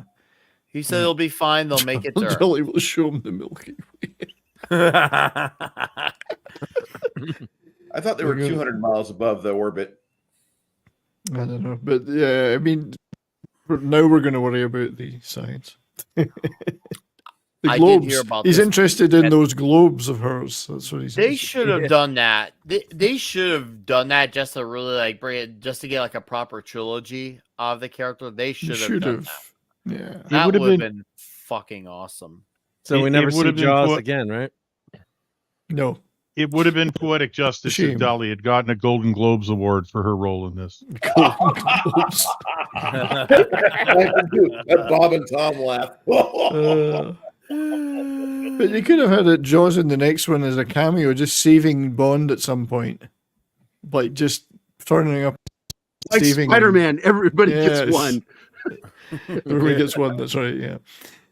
But maybe we could have been on his honeymoon in Greece or something, and just as Bond was doing all the stuff in the next movie in that area. How Yeah. greasy. How fucking Mm-hmm. greasy of you 70s. You greasy motherfucking Greasy. son Greasy. of a bitch. Jaws appeared in cartoons. Ha. No. Was But there a Jaws this action is- figure? I don't know. I think I a Dolly I ac- never looked into Bond figures. So we to need be a fair, Dolly I action never figure is looked what we into it. need. Is there a Dolly action figure? Andy Masters, just- you listening now? Yeah, Andy, if you're out there listening, I like that we got a great ending here. Whereas once they realize that after he gets that perfect shot, because obviously he has to play third time's the charm to shoot the airship down. But once they get comfortable, they go into the back, and everything is just floating up away, except they're on the bed. And then comes the greatest line from Q that we've played twice, and we'll hopefully hear a third time because We'll play again, yeah. I feel like besides the ending from The World Is Not Enough, I think those two are some of the best Bond endings. Like between that and The World Is Not Enough, I think those are some of the best Bond endings. I'm trying to think of what our ones are as good, but It was definitely a happy ending. no. With the 7 Mile High Club. Oh. I remember when I was at the movie theater when The World Is Not Enough endings. I was 12, I think, when that scene, and me and my friends, of course, we're all 5th or 6th graders, and we're all laughing because we're all with our friend's dad, and he was just like, "Do not tell your parents about that scene." We were all James, laughing I at bl- that scene. James, I blew it. James, I blew it. By the way, oh, I'm sorry. Oh, go ahead, mate. The Spy Love Sideshow Me had a did put out great ending the too. action Yes, figures. I agree. Okay. I Oh, do it feel is. like this one's a little bit better, Mr. Zen, but I do love the Spy ending. I do love. So the there are Spy action figures, Gary. You're Cool. I Yeah, think Sideshow put out some action figures for Moonraker, and they're really pretty good. But the problem is they're all 12 inches tall, so it's just weird to have Jaws the same height as James Yeah, Bond. that's- All right, yeah, they should scales. have gone. No, it should have a few more inches. Dolly's is 12 inches that direction, and that is in both Because you know directions. size is important. Oh, But it's true. We gotta They add- made all the we action gotta- figures the same height. we gotta make That's that's Bond Sideshow. You would think Sideshow of all the companies, like, hey, we gotta make them different heights. I think he's attempting re-entry, sir. Oh, we gotta add that Do Not Come Club. We gotta add Yes. that here. We definitely gotta add that. I'm gonna come. What was the sound I just heard, Bond? That was the sound of me coming. Do it up, Nick. Blew my load. Taking around the world one more time. Whoa. England expects. As much as I like her, I really do like Barbara Bach a lot better. Bottoms up. Terry Hatcher and Tomorrow Never Dies. No. I love Tomorrow. Tomorrow Never Dies had a great Bond villain. I can't wait, even though it's miles away, but when we do the Brosnan edition, I do think the villain from Tomorrow Never Dies was one of the best ones as far as the villains go. Love the villain in that movie. But this time, the credits, you know what? I wish they would put in the ending credits when they say James Bond will return for your eyes only. I wish that they put this time we mean it. Because they had wrote it in the previous movie for the ending of The Spy Who Loved Me. Yeah. And it ended up being Moonraker due to the whole sci-fi Star Wars phenomenon. It would have been nice if they kind of like took a little jab at their own selves. Like, for sure this time. Guys, we're for sure doing it this time. It would have been funny if they had just done that. All right, here we got to cue the clip again. Yep, here we go. Where is it? Oh. Cue the What's Bond doing? I think he's attempting re-entry, sir.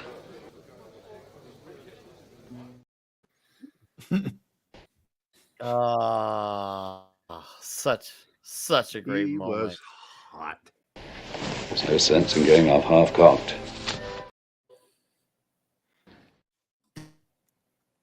It's always to be full-cocked. You missed, Mr. Bond. Did I? Nah, he got it. He got the girl in the end. Yeah. And look at this credits here. On location, Italy, Brazil, Guatemala, USA, and outer space. The scene where you have the two groups of guys in astronaut suits going towards each other, I was really reminded heavily of Master of Orion Part 2, because that's typically how all the ground bottles look. It looked like your guys were floating over the landscape going towards each other, and then they'd get about 5 feet away from each other if they were still alive, and they just plink at each other, shooting little guns. Whoever had more modifiers would not fall down. It was how that worked. And that's exactly what that scene reminded me of. All right, chat. Yeah. See what it says there in the header. Get those scores lined up. I can imagine it's could probably be toxicity, greatness, and braces. Brace yourself. I mean, my prediction. Those space scenes are ridiculous. You know, going back to remembering watching the movie, they're a little ridiculous, but it's fun. You know, it'd be like, and I'll show Gary's slides he sent me, but it's fun stuff where you know, as a kid, it's like cool. There's freaking lasers in outer space, and you know, yeah, it's totally ridiculous, but you know the way the space shuttles fly, and there's bazillion, you know, there's like 10 space shuttles and all these troops that are astronauts, and you know, it's totally ridiculous. I mean, it's just so tough to get into space, but it's fun. You just disbelieve it, and it's all good natured, and like they were saying, and the you know, the producers were saying, and the actors, we just want to give people a good time. So have a good time and don't worry about it. You know, just enjoy the movie. There's no big message in this movie. It's just a lot of fun. So imagine that. Imagine that, yeah. So let me show. I'm gonna stop this slideshow here. Let me show Gary's stuff. Some very cool stuff. Gerry has a thing to show off while we're getting the scores. Yeah, this is Dan Guzzi. He became the official Bond artist with Roger Moore with this film. And he did all the Bond films all the way through Timothy Dalton, the posters. This is gorgeous shot here. Oh, those are the cards. Yeah, this is the cards. The cards, yeah. And that I had the entire set. It took me. You still have them? I think 6 months. No, my daughter inherited them. Then she fucking lost them. Oh, no. All my cards. She lost my Star Wars, Star Trek, James Bond, Battlestar Galactica.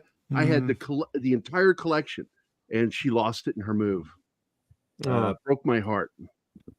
It's all right. I had a lot of Topps movie cards, but I never collected the whole set. I'd always be off by 3 or so odd cards.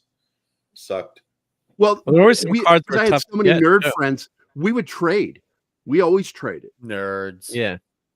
I traded to get all my Yeah, Star we Wars always cards. But traded. yeah, there were some cards that you just kept, like I kept getting Luke Skywalker. Like I don't know if it was true or not, but it seemed like some cards were more common than others. Well, and then I had all four.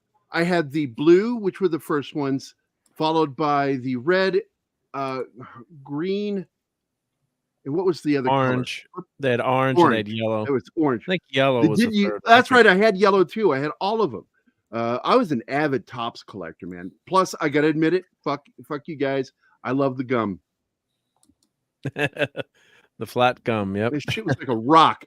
But I always thought goddamn, of you more as a bottoms than tops, really. But bottoms, not tops. But look at them, man. Those were great cards, man. I had them all. Now Does you know who did this poster? That's Dan Guzzi. He was better known for the fact that he was the Bond artist for like a decade, a little over a decade. He started with Moonraker and he went all the way through to The Living Daylights.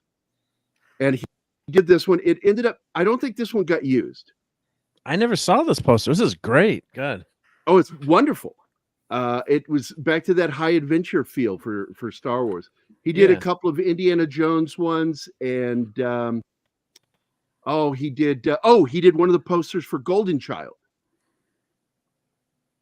And nice work. He's a great artist, but he retired in the 90s. And that was the end of it. I'd love to buy a poster of that if it was available, but I've never seen that. Yeah, it's a rare one. But I also sent you 2 links down below for the action figures if you want to open those. Oh, thank you. Yep. Yeah, those are the sideshow action figures. And you can actually still get them. Those are on eBay right now. You can still find them and buy them, and they're pretty affordable. Like the Roger Moore one, $129. That's not bad. Yep. That's a nice And, poster. Wow. Can you open it up? Yeah, let me just grab. I'm just showing the last of the posters. Yep. I'm going through the posters. Man. Yeah. Dan Guzzi was such an amazing artist, dude. No braces. Yep. Yeah, I'm telling you, it's bullshit. We did see it. There's no way we didn't see that, because as young teen boys with those tits, our mind is on the tits. So if we notice the fact that she's got braces, they were fucking there. Isn't it funny how the world works? There it is. Funny. Once again, 1/6 scale, so it's 12 inches tall. And of course, then they do the Jaws figure, which is also 12 inches tall. And I'm like, oh, come on, guys. You're not even trying. Yeah, you got to make Jaws bigger. Yep. They should have made Bond and all the other make characters him bigger. 1/12 scale and gone 1/6 with Jaws. I'd buy I'd buy this figure of Goodhead. Oh hell yeah. I wonder if you're just hoping that the figure gives that. Let's be real here. That's all you're hoping for. Yeah, I don't like the head sculpting on that. It looks like a big head on a little body. Yeah, usually they do a much better job with Sideshow with their. Are these old figures or? Yeah, they're from 03. Yeah, they've got a lot better now. So it's nowhere. Yeah, it looks like that's all they did was Bond and Jaws. They didn't do any of the females. All right. Well, you're showing off your Jaws. I'm gonna read off. So I'm gonna blaze through these scores. Keely Chow, Toxicity, 10/10 overall, 10/10. Jonah Hex, 10 out of 10. Dolly's Rack. Josh Post, overall, 9. Villains, Braces, 10. Toxicity, 9. Vince Womack, overall, 7.2. Toxicity, 5.5. Braces, yes. Dolly's Doubles, 2 out of 2. Darth Viewer, Movies, 9 out of 10. Toxicity, 8. I swore she had braces, 10 out of 10. Poods Cat says, breasts, 6 out of 10. D-Bud Martin, Toxicity, 8. Great Design, Braces, 40, Double D. Mr. Zedden, 1993. Happy birthday again, sir. This is in my top 10 Bond films. Absolutely fucking hilarious. Had a blast watching this drunk. Dude, that sounds amazing. Overall, 8 out of 10. Toxicity, 7 out of 10. And 9 out of 10 because I love some good head. That was good, dude. Poon's Cast, Dolly's Breast, 12. Action Com movies, 8 out of 10. Shuttles, Toxicity, 6 out of 10. Poison tip darts, braces, they were there. Radioactive, overall, 9.5, 0.5 point deduction for braces removal. Toxicity, 9. Yeknomino, this is tough. Toxicity, 8 out of 10 re-entries. Overall, 9 out of 10 laser fights. A classic up there with Spaceballs. Ooh, I like that enthusiasm. Boone's Cat says, homage to a Cowboys movies. 3, TZ. Toxic, 8, overall 9. Dolly, 2 golden orbs. Bond ladies, of course. E. Clay Tomason, Toxicity 7, overall 9. Ooh, I love seeing the enthusiasm for this movie. I love seeing people really, really feeling this one. Feeling. Tox from K. Roberts. Tox 7, film 7, adult 10 for kids. Braces will put the contract on the studio re-release. Prick on tour. In that movie, 9 out of 10. Toxicity 10-10. 10-10 braces were there. The Mighty Vulcan Lives. 8 out of 10. Toxicity. Overall 7 out of 10. Braces 10-10. I think I got everyone. Thank you guys. All right. We're going to let these dudes plug in their thoughts and then plug in our channels. And then we got to go home, or for some of us, go to another bar. And some of us just got to go straight. Or you could go look for Dr. Goodhead. I'm looking for Dr. Goodhead. You just found her. A woman. Your powers of observation do you credit, Mr. Bond? Ed. He was expecting a man. All right, Dustin. Sound off on your final thoughts. Okay, I gotta give 6 out of 6. Hard shuttlecocks docking, because we didn't talk about that. All the docking in this movie. I think also, I don't know, like, we're talking about braces, but I mean, who the fuck cares? Her tits are the best thing about her. So, other than the pigtails. And I never saw it back in the day, so I have no idea. I have no dog in this fight. So, and I think Toxicity, that's a tough one. It's a tough one with this movie. I think the idea that they killed that pilot with the dogs is pretty toxic. Okay. And it's pretty like bleak and brutal too. I mean it's a completely kind of left field for tone wise from the rest of the movie. And the rest of the movie is almost kind of slapstick almost, you know? And then there's that one. It's just like they let dogs rip her apart. Shit. It's brutal. Yeah.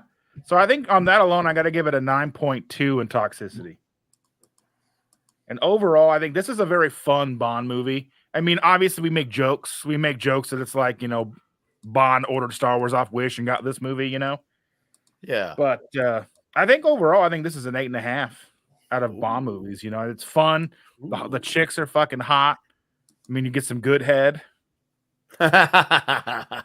And I mean, that's I think that's where I'm at with this. All right. This is where he's going to come.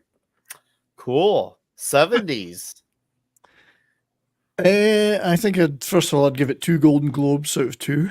I think it definitely they should have been awarded 2 Golden Globes for sure.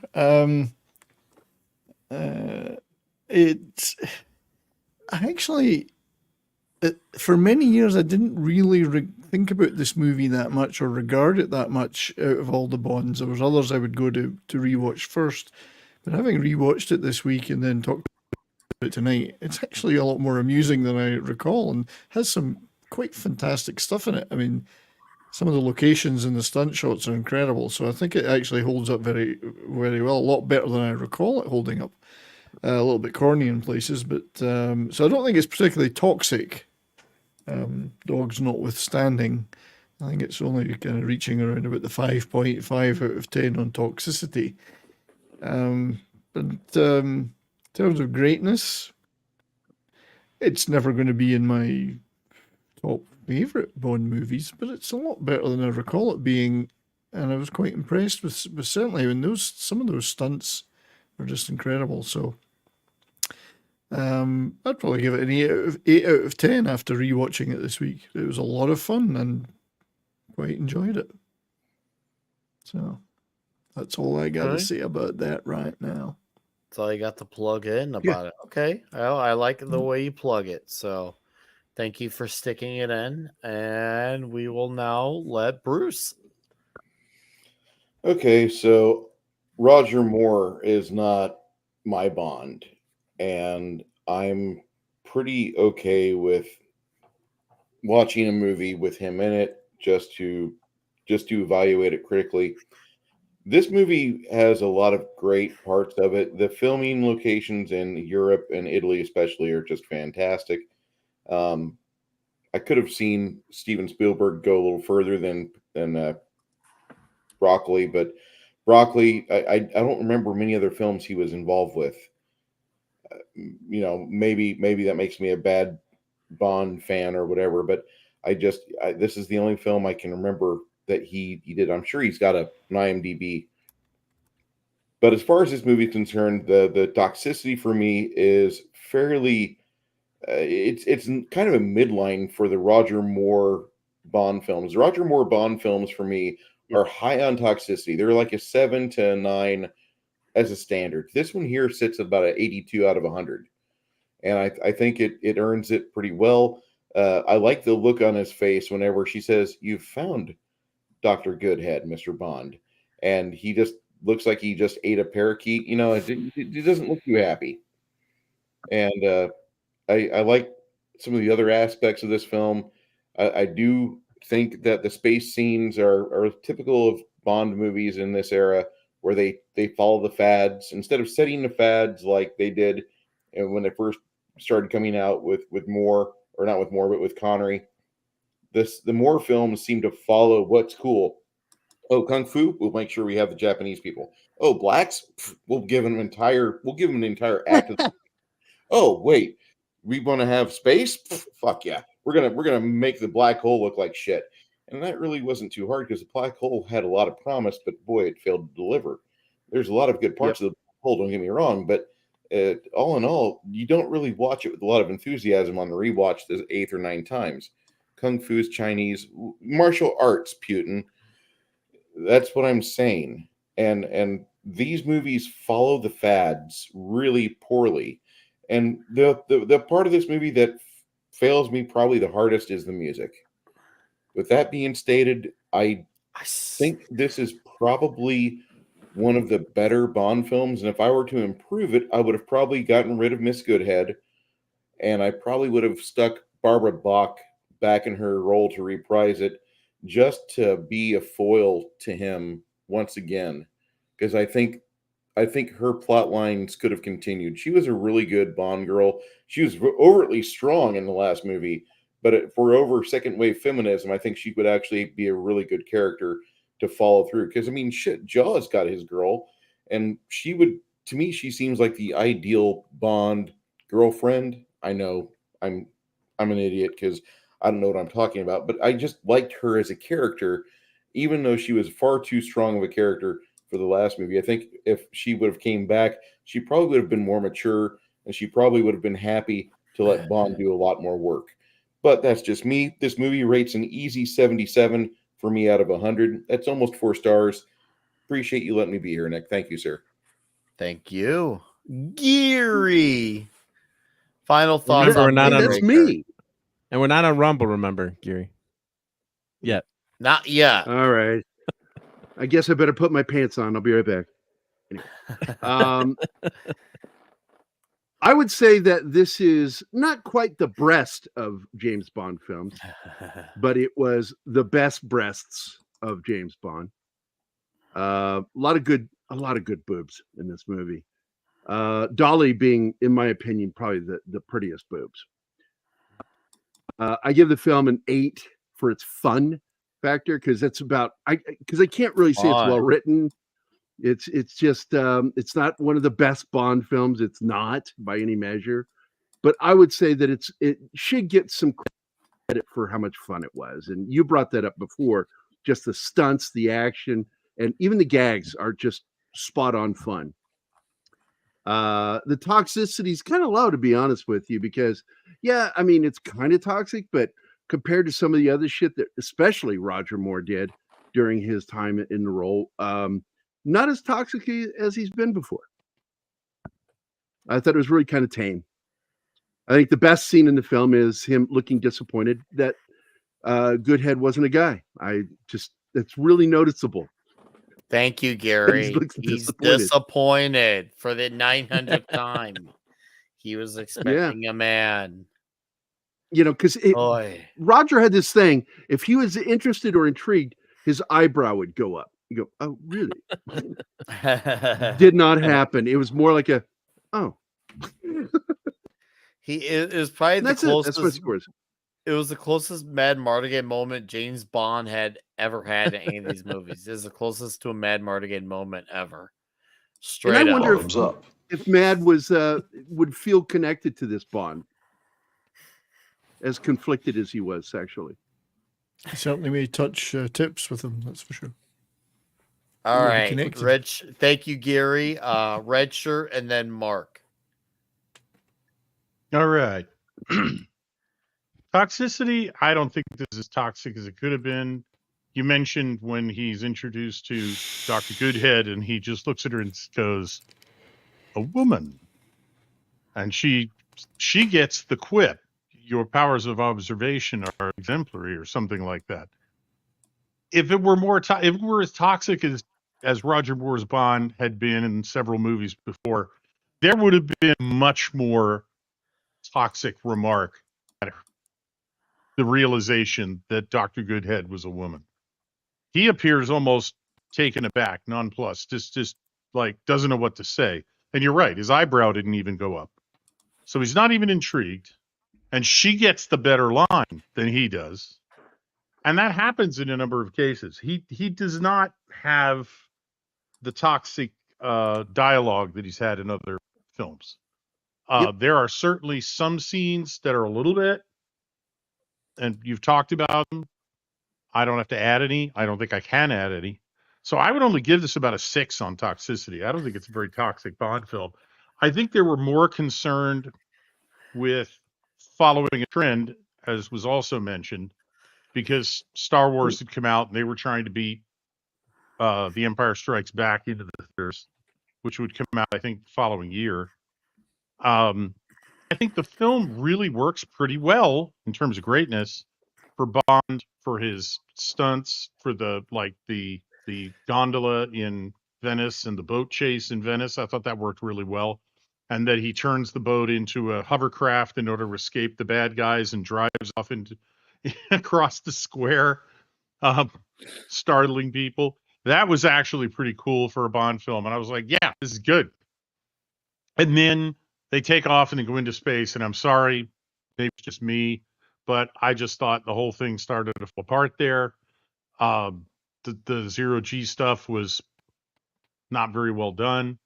The whole idea of the space station, they had to stop it rotating, start it rotating, stop it rotating, because they weren't going to film in zero G the whole time. So they just decided we'll spin the space station and we'll film everybody walking around.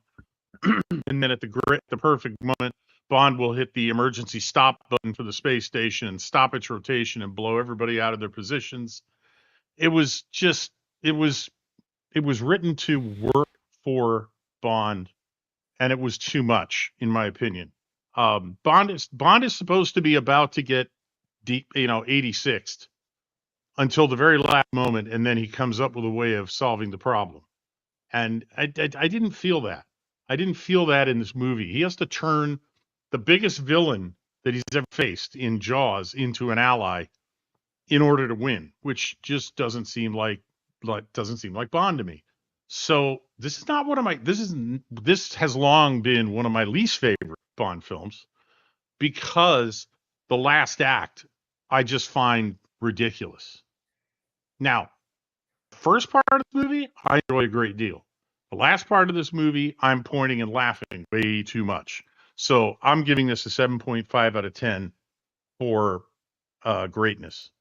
And as far as braces go, yes, out of 10. Did you say I like breast out that of red 10? shirt. I said, no.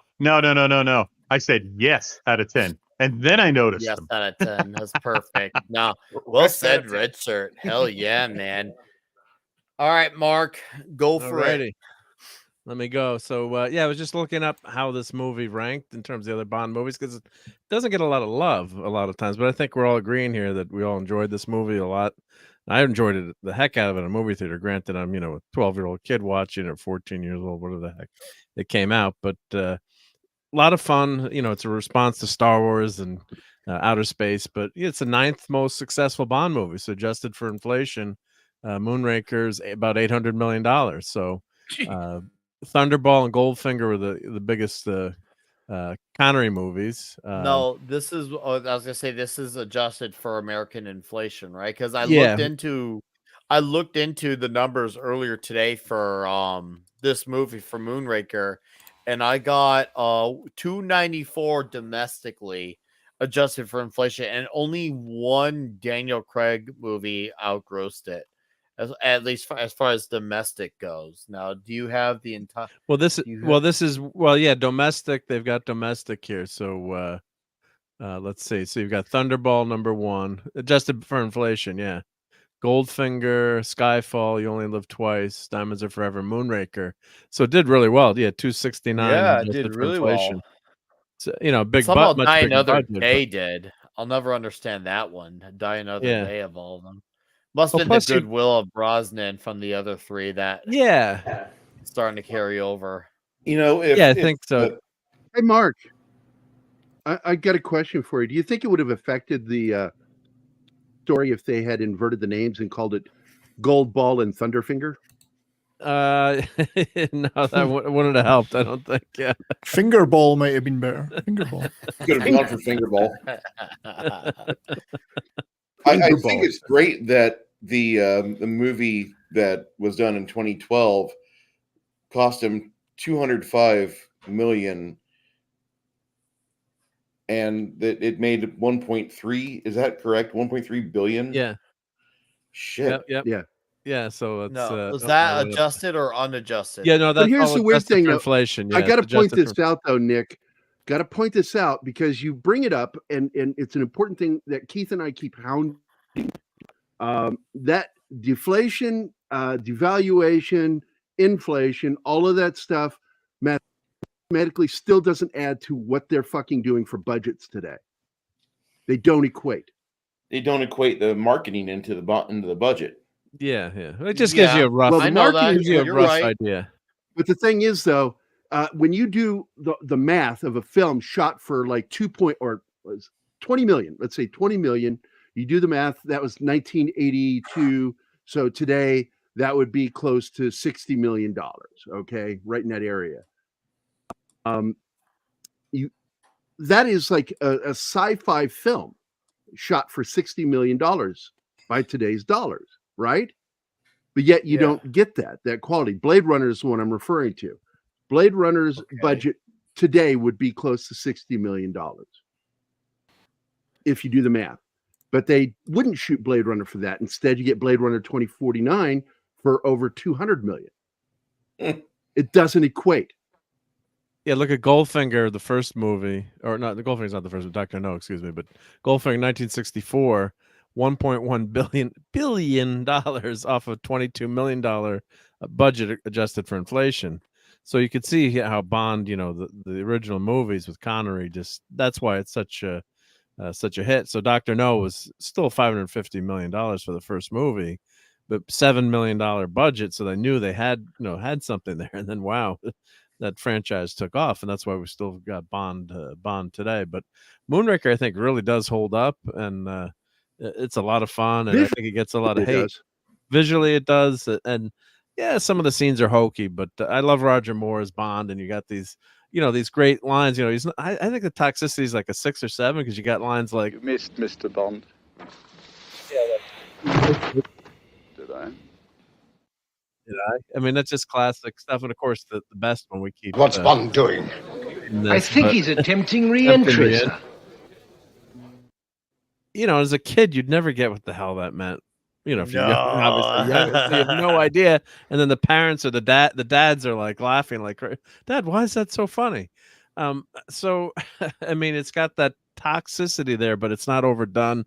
It's subtle, and Roger Moore is perfect for those kinds of lines. And as he's himself admitted, he's more of his humor and suave. He's a more subtle Bond. Debonair. Connery's, yeah, debonair. That's the word I was looking for. And Connery's, Connery's the guy you want to be with you in the bar fight, right? And even said, I'm not as imposing, and he's not in as great shape as Connery, and but it still works in this movie. There's a lot of fun, and Goodhead is a great foil. And the funny thing was watching her interview. She's like, "Well, women's rights have evolved, and this is in the '70s.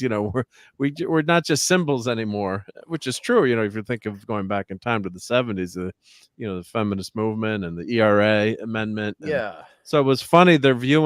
They're saying we've had to evolve Bond. Of course, then today, if someone watched the movie, they'd say, "Look at how toxic, how horrible it is. The women they're eye candy in this movie." But she's not. I mean, she's quite a foil for Bond in this movie, I think, which helps the push the narrative. And it's crazy, but it's fun. So I'm giving this an A-. I saw this in the movie theater. It's got B for Dolly having braces. The braces were there. I don't know what happened. I got to do a Twilight Zone episode on this. I don't know how many Handy Randys in space we're giving it, but it's Handy Randy would probably like being in outer space, because with zero G wouldn't be much easier for him to grab things. I think they wouldn't weigh as much, but he gets a little hands on. little hands on, yeah. And Jaws, how cool is Jaws in this movie? I mean, bringing back a Bond villain doesn't happen that often, and he's a great character. Love Richard Kiel in this, and his combo with Dolly, with the tie with their braces getting stuck together right now. But it's just a great all around fun, and I wish we got Bond movies with a little bit of sense of humor and some of the gadgets back again. And we don't get anything like that. I mean, that's the zero G scene, right, where he's in that. And I always remember his face distorting, and what a great scene. And then he's so cool. He's got he's got freaking lasers on his arms, and he destroys the not the zero G, but the centrifuge there for the G forces. And that's a great little scene there. It's a lot of fun, but there's no fun in these new Bond movies. It's all dark and depressing, and oof, it's so that's realistic. If you haven't, yeah, too realistic. Yeah. And yeah, just go. If you haven't watched, just give it a shot, and just enjoy yourself and have fun with this one. So give it. They're not even as risque as they used to be. Like, they used to push the risque limit, and these days they just don't. It's it's way too safe and neutered nowadays. It's depressing. And Bruce brought up a great point about, and I think it kind of ties back to what I was saying earlier, like Live and Let Die was the blaxploitation film. This is the sci-fi film. This movie was definitely the Roger Moore era was definitely going with where the trends were. And I'd even argue, not to add insult to injury to Daniel Craig, but they were too with those two particular eras. I don't think Dalton's era was. I feel like Dalton was just trying to be James Bond. But those two eras, except Moore made better movies, so I can actually forgive a little bit more for going with the times. For me, I would say it's not my favorite of them, but I still love this one. I'm still going to give this greatness. I'm going to give it an 8.6 out of 10. I know it might seem awfully low, but it is really good. It's got a great opening scene. The boat that turned into a thing that could drive on the middle of the streets in Italy was great. Absolutely loved it. And I loved even seeing the big space battle. For me, that second hour is great. And yeah, he goes full ham with the dialogue delivery, but I love all the lines. And I mean, when I say it, top to bottom, I love all his one-liner delivery. So I did have that. But this is going to be back to what I had with my complaint with Live and Let Die and the Mount the Golden Gun. I felt like you could probably taken off maybe 10 minutes off the first hour, and then it would have been even better. Maybe about 10 minutes at best. I'm trying to think of where it comes. I do actually find the villain though to be better. I do find the villain in this movie better to be than Stromberg, and Dolly did have braces. On toxicity, well, Bond was a toxic man in this movie, on with the delivery and all, and what he does at the end with that incredible ending. I'll go with a 7.2 out of 10 on toxicity. And that, my friends, is Moonraker. And like the Bond credits, we are properly doing For Your Eyes Only next week, and that will conclude our wrap until next November, where we'll do Timothy Dalton, his 2 movies, the other 2 Roger Moore movies, and maybe we'll even slide in that Lazenby flick as well. So next week For Your Eyes Only, and then we'll be back to traditional Toxic Tuesday format. But guys, it's been fucking fun talking about Moonraker. And it's been interesting seeing all the differing opinions on it in the chat as well. I do thank you all for the super chats as well. Thank you. And I saw a few new subs. Thank you as well. Hope you liked what you saw, and I hope you come back for more. So, and for our regular and usual suspects, thank you for supporting the show as always. You guys are fucking awesome. On my channel, Friday night, Comic Shop Talk will be having Andy Masterson on, the toy creator. We'll be talking great classic Fantastic Four comics. So that'll be great. And I'll have a video out by the end of the week as well. And I'll have a metal video as well by the end of the year that I'm finally getting to work on. So that is coming back as well. That's what's on my channel. And you can find me at Midnight's Edge After Dark Tuesday and Thursday, and Comics Division's Thursday night throwdown as well. I'm gonna let these gentlemen plug their plugs on the way out. We're gonna start off with that 70s rock fan. Dolly had braces. Nah. That's all there is. No, thanks everybody in the chat for watching, and thank you, Nick, again for doing this. It's always a good laugh. Saturday night, me and Brahma Bull do Bourbon and Boarding, our hockey show, 9:15 p.m. Mountain Time. Little show. I know it's on pretty late for those in the East Coast, but if you get the chance, stop by and join us. We have a few drinks, show some clips, chat about hockey, and generally have a bit of banter. It's always a good. It's a good time is had by all, or at least a good time is had by me. Who knows about the rest? So yeah, that's all I'd like to plug tonight. All right. That's it. Well, minimal plugging coming from that 70s rock fan, but I'll take whatever plugs I can get from you. It was still very pleasuring, though. It was. Mark, thank you for All your right. amazing service as always. You did great with the clippings, and I think when we transition over to Rumble early 2024, I think we're gonna get Mark D with a C on full steroids. And thank you for showing us the inner side of your black shaft on screen. Yeah, I hope you enjoyed it. Dude. And yeah, it's even more enjoyable because I actually hit 1K in subs. So thank you to all you guys here on the panel for helping me, all the people in the chat. So finally got there. Never thought I'd get there, but it's pretty cool to hit that milestone. So thank you very much to everyone. And I've got memberships and super chats now, so that's a lot of fun. So thank you everyone for that. My big show is on Sunday Night Geekery. So check me out with my buddy Clobbering Times and various friends pop in and out. So that's 10 p.m. Eastern Sunday night. And yeah, last week we talked about doing a deep fried turkey. So we had a lot of turkey talk, and then we segued into a lot of Doctor Who special talk. But sometimes we do break into that food talk. But yeah, it's a lot of fun to hang out with you guys, and look forward to seeing you on the next Toxic Tuesday. Oh, and I'm on Clobbering Times channel, the Clubhouse, Thursday night. That's the Bobby is out on the road right now, traveling an away mission, but I think he's gonna be back just in time for the Clubhouse. So I think he's gonna try to do a show from the road. He's gonna be on Doomcock on Wednesday night, and then I think he's gonna try to do a show on the road from the cell phone. But maybe I can be there to help him. But yeah, it's a lot of fun to be here, and thank you everyone. And Yeah, better be careful. We're on Rumble, right? That's gonna be even more toxic, right? So, oh, dude, there. it is gonna be fucking wild in the next several weeks to months. I cannot wait. It's gonna be amazing. But Mark, thank you again for your incredible service. I cannot wait to do this.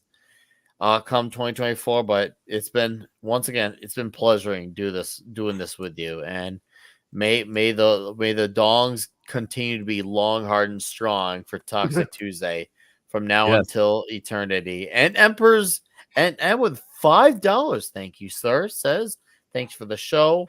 I wonder if this will go through. Regular chat went mute. Did it now? Man, That's weird. YouTube is mad at me. They just hate me. Well, thank you, Emperors. I do appreciate the $5, sir. Appreciate it. Thank you. Yeah, we'll be in the All nursing right. home someday, like telling the nurse it's time for Toxic Tuesday. Hook up my headphone.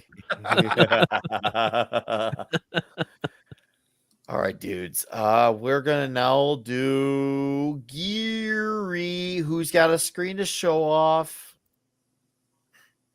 Yeah, this is Tom Connors from Midnight's Edge did the narration for it. This is the YouTube video, not the Rumble, because the Rumble has different music on it, because Rumble doesn't give a shit about copyright strikes. YouTube is copyright strike happy. So this is the trailer featuring Tom Connors for my new graphic novel.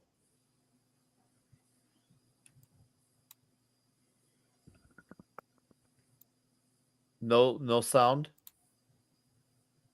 No sound. You forgot to say the audio. Wait. Yeah, you want all this good looks and sound?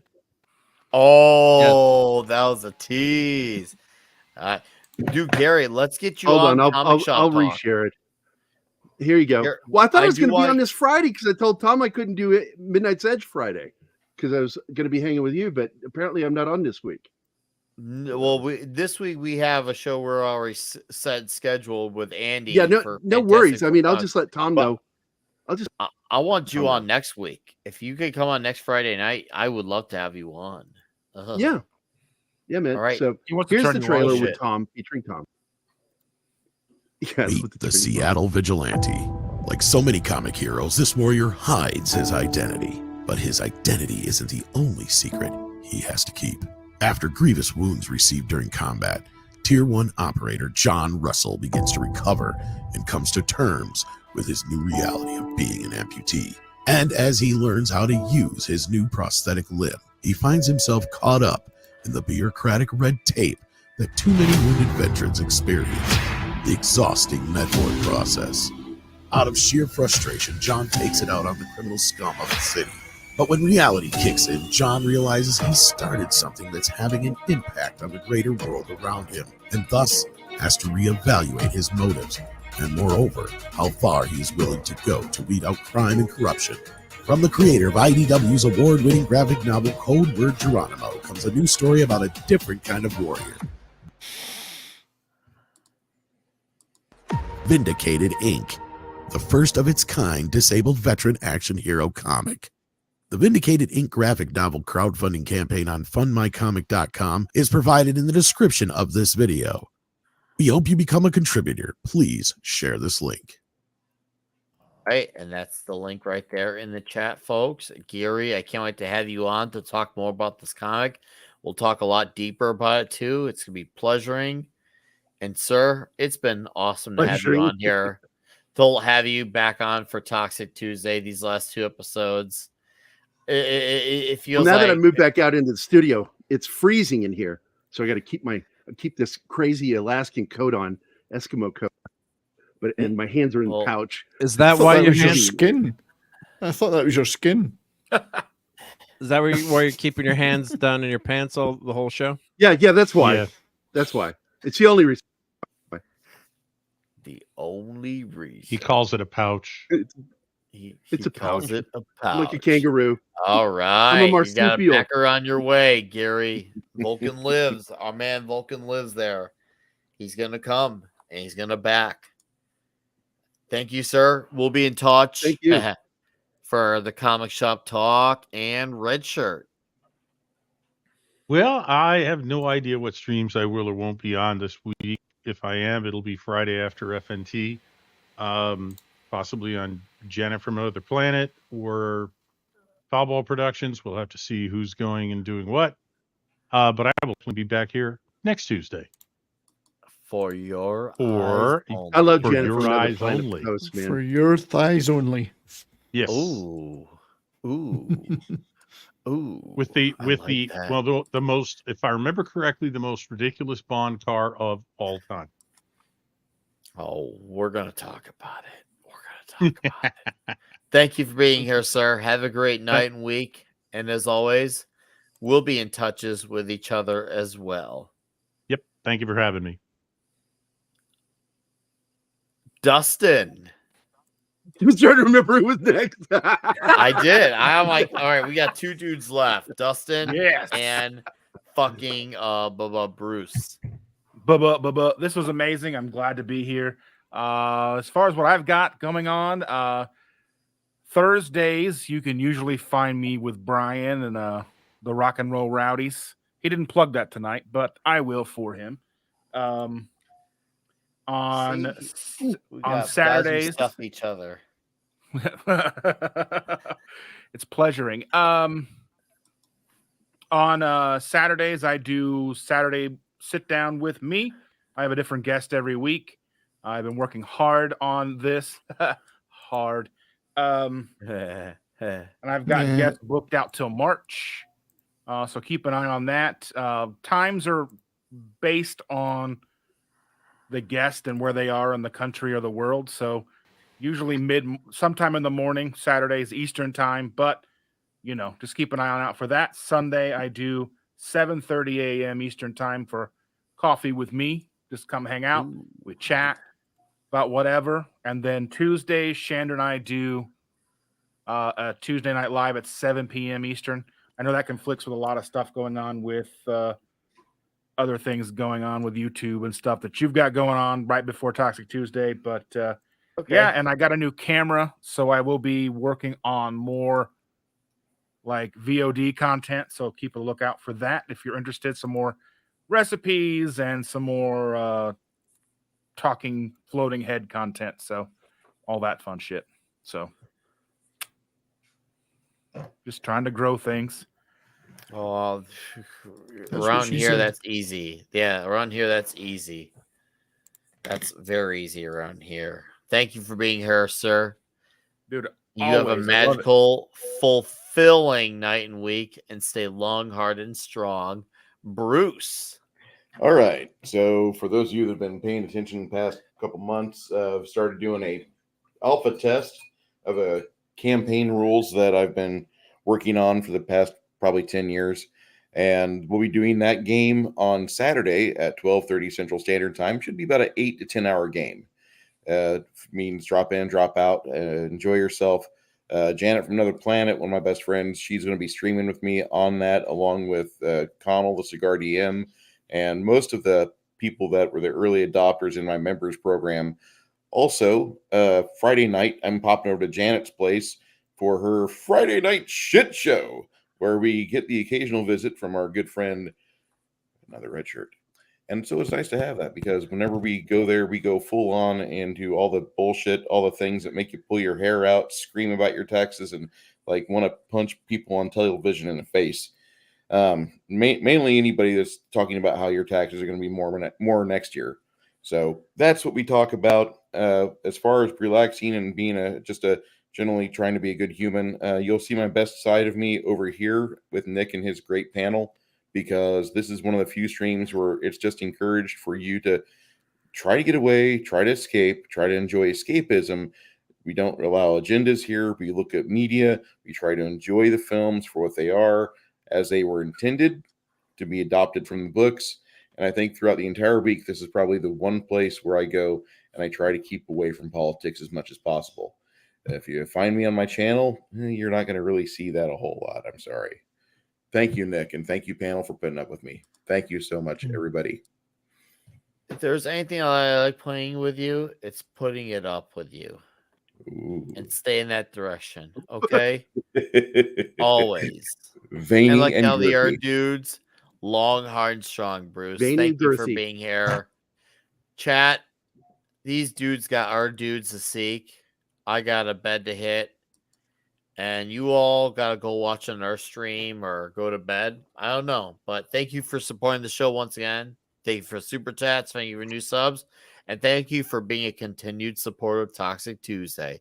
Us dudes on the panel appreciate it. See you next week with For Your Eyes Only. We are out of here. I'd like to show you something. I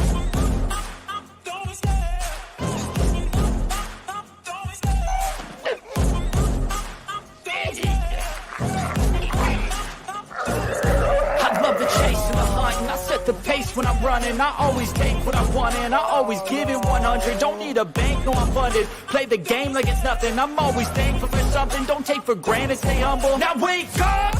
It's time to look at the enemy. Look in the mirror if he is no friend to me. It's not working out, maybe it's the chemistry. It's time to break up so I can make a better me. Better believe in your mind, 'cause it's everything.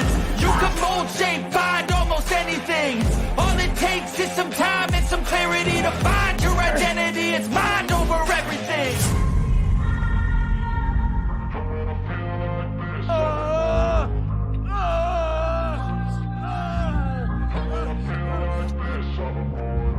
And when I feel like this, I'm immortal.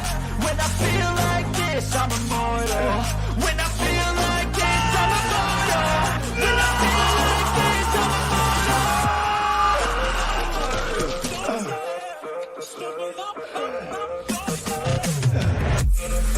You have to ask yourself one question. Do I feel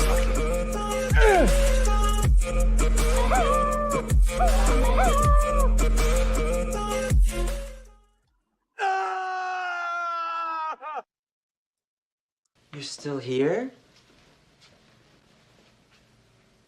It's over. Go home.